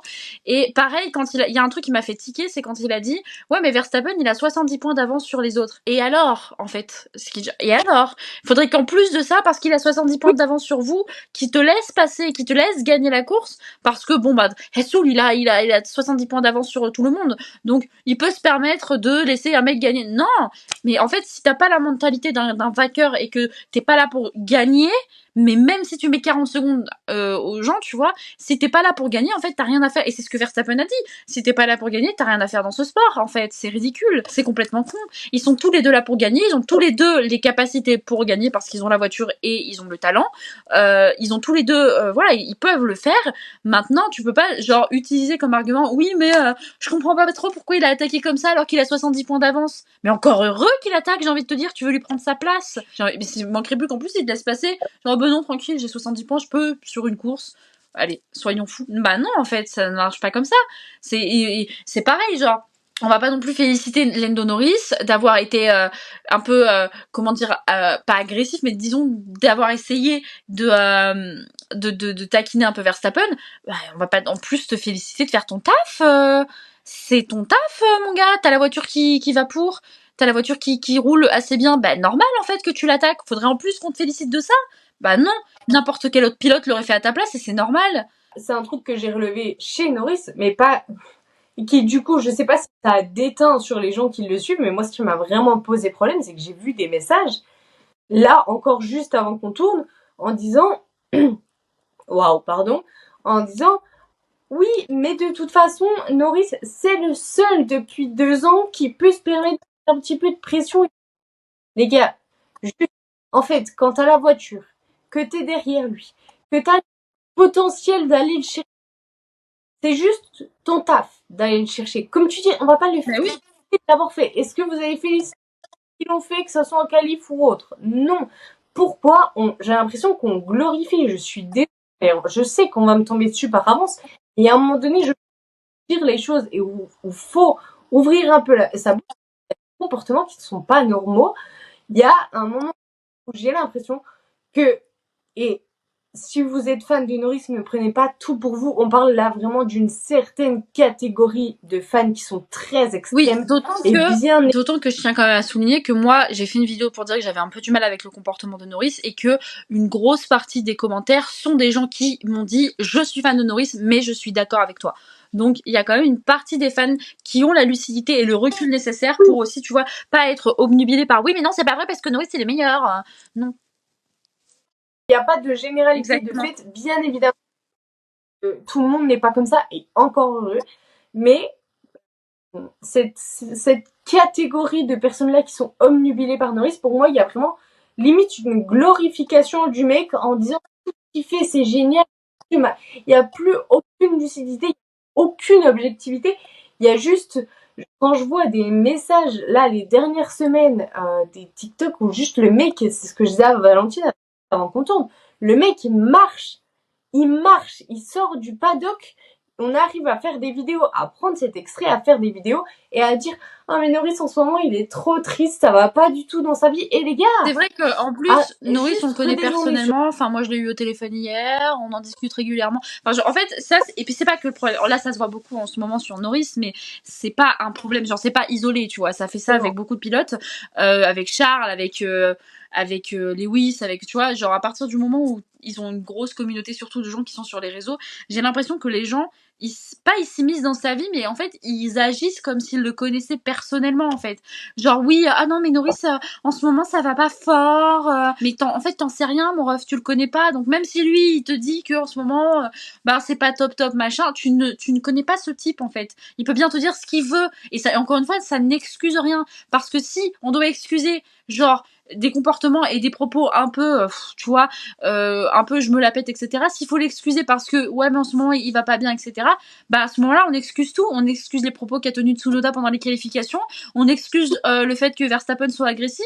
On excuse les propos de Pierre Gasly sur Esteban Ocon pendant la course. On excuse tout, en fait. Ça peut pas marcher avec un pilote et pas avec les autres, en fait. Mais exemple, parfait. Là, t'as bien fait de le dire. Pourquoi à ce moment-là, on dit... comme ça a pu être vu, Norris il va pas bien, machin, donc faut l'excuser, naïa. Et pourquoi on fait pas l'inverse? On va pas dire, oui, mais Max en ce moment, vous savez, il est pas très bien, les autres ils lui mettent la pression, du coup ça justifie. Bah ouais. J'ai jamais dire ça. Non. Mais oui, mais parce qu'en fait, il y a certains pilotes de la part de certains fans qui ont un traitement de faveur que les autres n'ont pas. Verstappen, il est détesté parce qu'il était devant tout le monde pendant 1 an et donc du coup, plus personne peut se le piffrer, plus personne n'a d'objectivité, plus personne ne reconnaît. Et c'est ce qu'on disait tout à l'heure quand on parlait parce que avant le podcast, on en a parlé du prix du Driver of the Day. Et tu me disais très justement, si on doit remettre le prix du Driver of the Day dès qu'un pilote fait un truc un peu bien, bah ça veut dire que Verstappen, il doit l'être tout le temps en fait, parce que la saison dernière, le gars, il a fait des trucs de ouf. Il a jamais eu le Driver of the Day. Et aujourd'hui, c'est surtout à ceux qui ont une grosse communauté et ils font pas toujours grand chose pour le mériter, comme la Norris. Alors oui, il y a des courses où c'était justifié, où il le méritait. Autant il y a des courses comme celle d'hier où je suis désolée, il y avait des pilotes plus méritants que lui qui méritaient d'avoir le Driver of the Day. Mais comme Norris, et il l'a très bien compris parce qu'il est pas débile, il a très bien compris comment il pouvait s'y prendre sur les réseaux pour faire un peu, genre, comment dire, pour faire kiffer sa communauté, des grands messages de de remerciements, etc. Il est pas débile, il a bien saisi comment ça fonctionne, il sait exactement ce qu'il faut dire sur les réseaux pour faire parler. C'est un gars de notre génération, le mec sait se servir d'Instagram, on ne me fera pas croire le contraire. Donc il sait très bien quoi dire, quoi faire sur les réseaux pour que sa communauté soit genre se réveille et soit hyper présente derrière lui. Il a fait savoir que ça te faisait trop plaisir d'avoir le driver of the day, donc maintenant ils vont tous se mobiliser pour le lui donner toutes les semaines. Alors c'est pas justifié toutes les semaines, hein. Et puis au-delà de ça, tu te dis il est pas bête sur les réseaux. Je pense qu'on oublie trop souvent aussi que derrière il y a des équipes, hein. Très Donc juste. les équipes c'est leur boulot assez bête et pas me prendre pour une pigeonne. Par contre, c'est ce que je disais à Valentine avant et d'ailleurs j'en ai fait un TikTok hier, vous l'avez sûrement vu, que j'étais dans la recherche de compréhension, de me dire il y a un truc que je peux pas saisir pour que on soit autant investi derrière. Et moi je suis juste là en mode mais je comprends pas, tu vois. Et c'est ce que je disais à Valentine, il y a des personnes qui ont été très claires, qui ont su me donner une vraie explication de pourquoi ils l'ont mis en driver of the day, et je peux comprendre les arguments.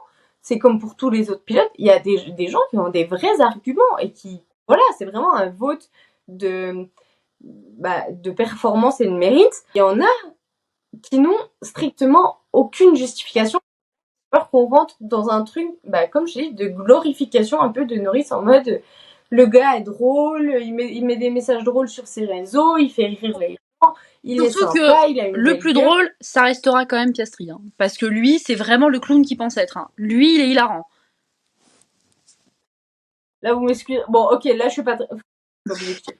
Non, moi, je suis hyper objective, et pour moi, le plus drôle du paddock, c'est Piastri. Il est hilarant, le mec.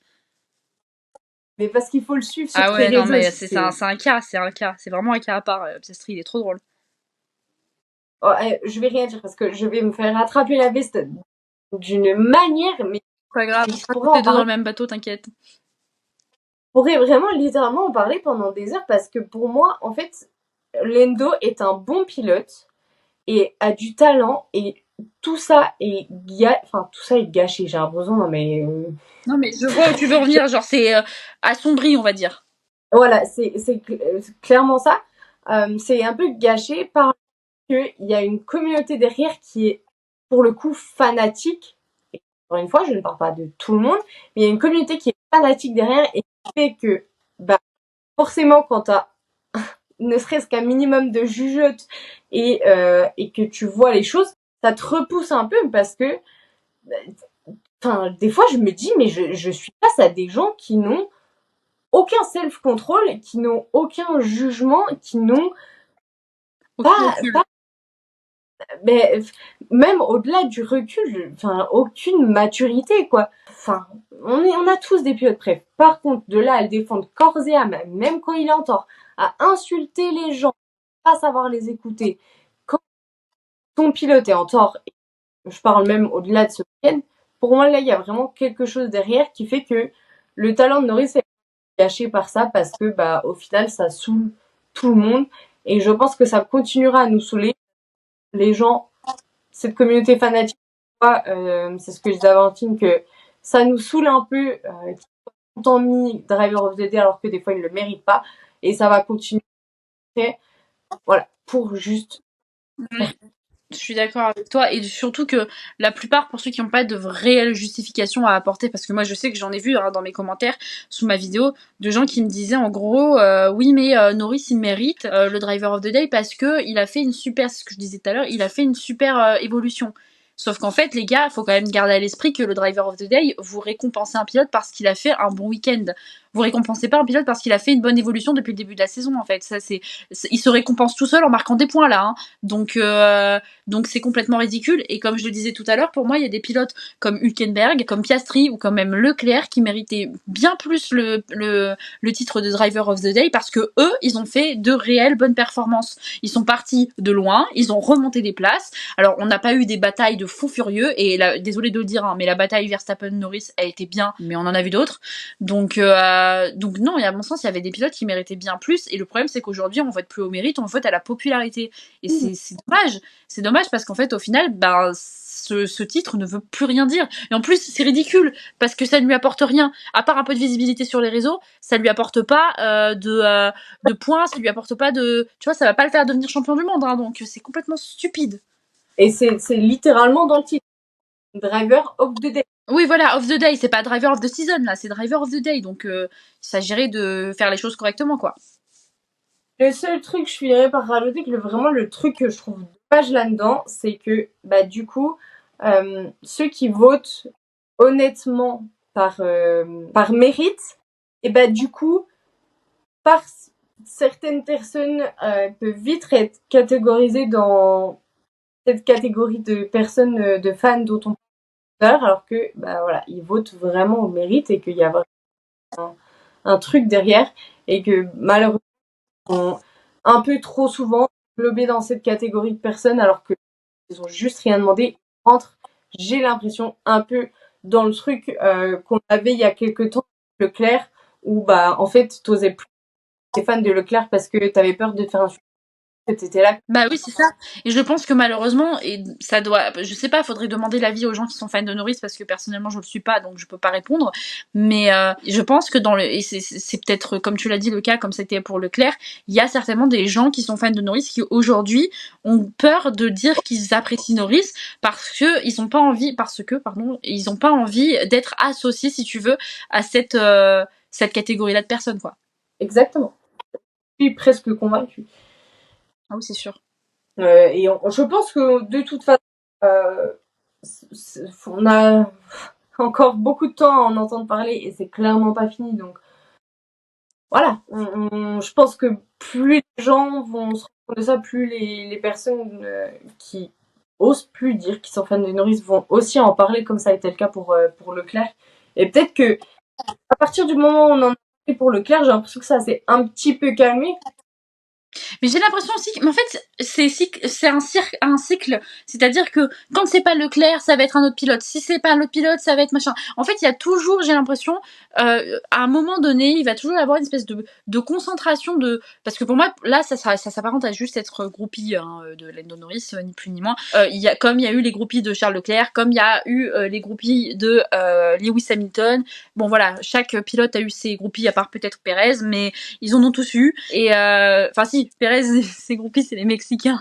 Eux, c'est bien ses groupies. Mais bref, tout ça pour dire comment? Parce qu'à chaque fois que je parle, si tu parles en même temps, ça te coupe, je t'entends pas. J'ai dit je peux mourir pour cette vanne. Non mais bref, voilà, je pense que tous les pilotes à un moment donné, ils ont été un peu adulés comme ça par une concentration de personnes, ce qui fait que du coup, quand toi tu soutiens ce pilote et que tu le soutiens vraiment, pour le coup, et que alors je dis pas que ce sont des faux fans, hein, je dis juste qu'ils ont de façon de le manifester de façon un peu bancale. Mais quand toi tu soutiens le mec et que bah t'as pas forcément envie d'être associé à ces gens-là, et ben du coup t'es un peu en mode j'ose pas trop le dire parce que on va me dire que soit je le regarde parce qu'il est beau, soit j'y connais rien, soit justement je fais partie de cette catégorie-là de personnes. Moi, tu m'enlèveras pas d'idée que les fanatiques de Lando Norris, c'est vraiment genre cette catégorie. Déjà, je pense que c'est des gens très jeunes. C'est des gens qui n'y pas, c'est pas qu'ils n'y connaissent rien, mais qui sont pas là depuis très longtemps et qui en fait se raccrochent un peu à Norris parce qu'il est un peu gaulerie, il est un peu mignon. Enfin après mignon, c'est les goûts et les couleurs, mais disons que physiquement il y a pire et du coup il se raccroche un peu à lui en mode ben c'est le gars qui est un peu dans la même génération, c'est un peu un gamin, c'est tu vois, et forcément il s'associe peut-être un petit peu à lui et c'est des rapports qui sont de toute façon très étranges. Moi c'est un truc je pour en parler pendant longtemps parce que je ne comprends pas ce délire de fanatique. C'est un concept que mais c'est même pas juste par rapport à Norris, c'est vraiment par rapport à tous les pilotes, même les artistes en général. Je ne comprends pas qu'on puisse être fanatique de quelqu'un. C'est un truc qui me dépasse vraiment, genre c'est même pas que je veux pas comprendre, c'est que je ne comprends pas. J'essaye, hein, mais je ne saisis pas comment on peut être fan de quelqu'un au point de dédier sa vie et d'aller s'énerver sur les réseaux en mode je suis pas d'accord avec toi parce que c'est vraiment quelqu'un de génial alors que c'est une personne qui ne te connaît pas, qui ne sait pas comment tu t'appelles, qui ne saura jamais comment tu t'appelles, et c'est un truc je sais pas, ça me dépasse. C'est exactement ce que j'allais dire. C'est là on parle de ce cas-là, mais en vrai on pourrait en parler des heures parce que c'est dans tous les domaines. À partir du moment où c'est un domaine qui est connu, très connu, forcément là, partout. Voilà. Je pense que je n'en dirai jamais assez pour faire comprendre à quel point ça me dépasse et à quel point je n'arrive pas à comprendre. Alors après, par contre, si certains se reconnaissent dans cette catégorie de personnes fanatiques et ont envie ou besoin d'en parler ou d'expliquer pourquoi ils sont comme ça, si je puis dire. Enfin, voilà, qu'est-ce qui t'amène à être fan à ce point? Je pas envie d'utiliser les mauvais termes, mais qui t'emmène à être fan à ce point. Ben, bien évidemment que je reste toujours ouverte à la discussion. Et si quelqu'un a envie d'expliquer pourquoi que ça soit lié à n'importe, enfin, là, il y a un moment donné, il faut aussi savoir. Il y a aucun problème dans ce cas-là. Je serais même heureuse d'entendre pourquoi on en arrive à ce stade-là. Mais non, on en parlerait. Je pense qu'on va faire un podcast spécial. Pétition hors série, genre. Norris et ses fans. De ouf. Et tu sais, comme une émission de radio, on les reçoit au téléphone pour qu'ils nous expliquent. Ah oui. Tu sais que j'avais trop envie de créer un truc comme ça, genre une libre antenne. Je sais pas comment ça peut se créer, mais j'avais trop envie de créer une libre antenne où, tu sais, genre, par exemple, tu passes en live et tout, il y a des gens qui appellent une ligne et on peut débattre de sujets sur la F1 et tout. J'avais trop envie de créer un truc comme ça. Ouais, je pense que ça peut se faire sur certains trucs en mode. Ouais, je suis sûre que ça se regarde. En vrai, il y a un truc. On va ouvrir un groupe de parole. Exactement. Tout va bien se passer. On va quand même sur cette course. Du coup, on a Russell vainqueur devant Piastri deuxième et troisième. Il a fait le braco de l'année, Russell, mais je tiens quand même à préciser parce que j'ai dit sur Thread qu'il avait fait le braco de l'année et j'ai senti qu'il y en avait, ça les avait un peu piqué dans leur ego. Oui, il a fait le braco de l'année parce que s'il y avait pas eu cet incident, il aurait pas gagné la course, mais il a quand même réussi à tenir sa troisième place tout le long de la course et c'est quand même un truc qu'il faut souligner. Donc oui, effectivement, c'est pas non plus, comment dire, c'est pas le vol de l'année, mais il faut quand même reconnaître que s'il y avait pas eu ça, il serait resté troisième. Il serait sur le podium, mais il serait resté troisième. C'est une forme de stratégie après qui a une chance très pauvre de fonctionner, mais ça reste une strat possible. Là, en l'occurrence, ça lui a réussi. Je pense que une fois, enfin, il a eu de la chance sur cette action. Voilà, 9 fois sur 10, ça ne lui aurait pas réussi. C'est tombé pour le bon moment. Ah, alors, on parle de Russell, mais c'est pareil pour Piastri et Sainz. Hein. Ah oui, complètement. Mais même tous ceux derrière, en vrai. Hein. Oui, ah bah exactement. Bah, jusqu'à la 5e place, ils y ont tous gagné quelque chose. Ah oui, non, mais clairement. Donc voilà, grand bien leur face. Et puis, ce Grand Prix, vous avez mis la note de 8. Et le pilote du week-end, c'est Lando Norris. Valentine, est-ce que j'ai besoin de te demander ton avis sur la chose? Non, je pense que là, j'ai exprimé mon mécontentement sur le Driver of the Day, donc bon. Je te demanderai juste à la place que toi, tu aurais mis en Driver of the Day. Hülkenberg. Oups. Ok. On est d'accord. Voilà. Du coup, on va passer au moment marquant. Ça te va? Mon moment clé que j'ai mis du Grand Prix, le truc que je retiens, c'est cet accrochage et cette bataille en globalité entre Verstappen et Norris, parce que c'est pas quelque chose qui, je trouve, dramatique. C'est même que c'est pas que je trouve ça appréciable non plus. Juste, je trouve ça intéressant, pardon, de voir de la bataille et de voir qu'il se passe quelque chose et que les pilotes tentent. Et ils tentent, ça passe pas. Voilà. Donc c'est vraiment le truc que je retiendrai, bien évidemment, puisque de toute façon c'était marquant et puisque voilà, je trouve que ça anime toujours. Donc ouais, pour moi ça reste ça. Ouais, je suis assez d'accord. Moi, ce que alors j'aurais pu répondre ça, mais pour moi, ce qui m'a le plus marqué, et bon, du coup, on en a parlé, c'est tout ce qui s'est passé entre Gasly et Ocon et ce fameux ciao que Gasly a dit. Ça, j'ai trouvé ça très marquant pour le coup. Et du coup, voilà, c'est ça que je retiens de. Alors, évidemment, il y a plus à retenir, mais c'est ça que je retiens de ce week-end parce que c'est vraiment. Genre, c'est le premier truc du Grand Prix où je me suis dit. Tu vois, genre, j'étais. Tu vois. Ouais. Après, il y a eu d'autres trucs qui m'ont. Pour moi, c'était pas un mauvais Grand Prix, c'était pas un excellent Grand Prix. Malheureusement, il n'y a pas grand-chose de réellement positif à en retenir, à part peut-être la victoire de Russell. Mais à part ça, je vois pas genre ce qu'il y a vraiment. Et c'est de la performance de certains pilotes accessoirement, mais. Oui, non, mais voilà, c'est ce que je disais. À part la performance de certains pilotes, notamment Piastri, ne m'attaque pas. Là où je suis d'accord, mais à part ça, il n'y a pas grand-chose dans les actions qu'il y a eu, etc. J'ai trouvé que tout le monde était très agressif et tout le monde avait l'air un peu vénère sur la piste hier, donc j'en retiens rien de particulièrement positif. En tout cas, si on revit le même week-end ce week-end, ça va être quand même quelque chose d'assez phénoménal. J'ai pas trop, c'est pas que j'ai pas envie, mais bon. Moi, je vais te dire ce que je veux. Je veux une victoire de Lewis Hamilton. Alors que c'est pas un pilote que je supporte plus que ça. Mais j'avoue que j'aimerais bien qu'il ait une victoire. Au moins une avant de partir de chez Mercedes, histoire de dire, bah j'en ai une avant de partir, quoi. Eh ben non, moi justement, je veux qu'il ait sa victoire chez Mais Ferrari. il en aura chez Ferrari. Moi aussi, je veux qu'il en ait chez Ferrari. Mais qu'au moins il en ait une chez Mercedes, histoire de dire, voilà, j'en ai au moins eu une avant de partir, quoi. Bon. On va pas être pessimiste. Non, je préfère être optimiste. J'espère pour lui qu'il en aura parce que ça va bien se passer. Ça va être super avec Leclerc. Ils vont grave bien s'entendre. Ils vont pas du tout se mettre sur la gueule. Après, si on fait une liste de souhaits, tant qu'à faire, si on peut avoir une victoire de Leclerc, on en a déjà une, donc je vais pas être très compliqué, mais si on peut avoir une petite victoire de Piastri. Ah, j'aimerais bien une victoire de Piastri, j'avoue. Je signe dire. Oui, j'en ai besoin. Donc, vraiment, saoulé avec Piastri, vous allez plus pouvoir vous voir sa tête. Non, mais en vrai, je comprends parce que je l'aime beaucoup Piastri et j'aimerais bien qu'il gagne aussi. Donc je comprends complètement. Je suis dans le train aussi.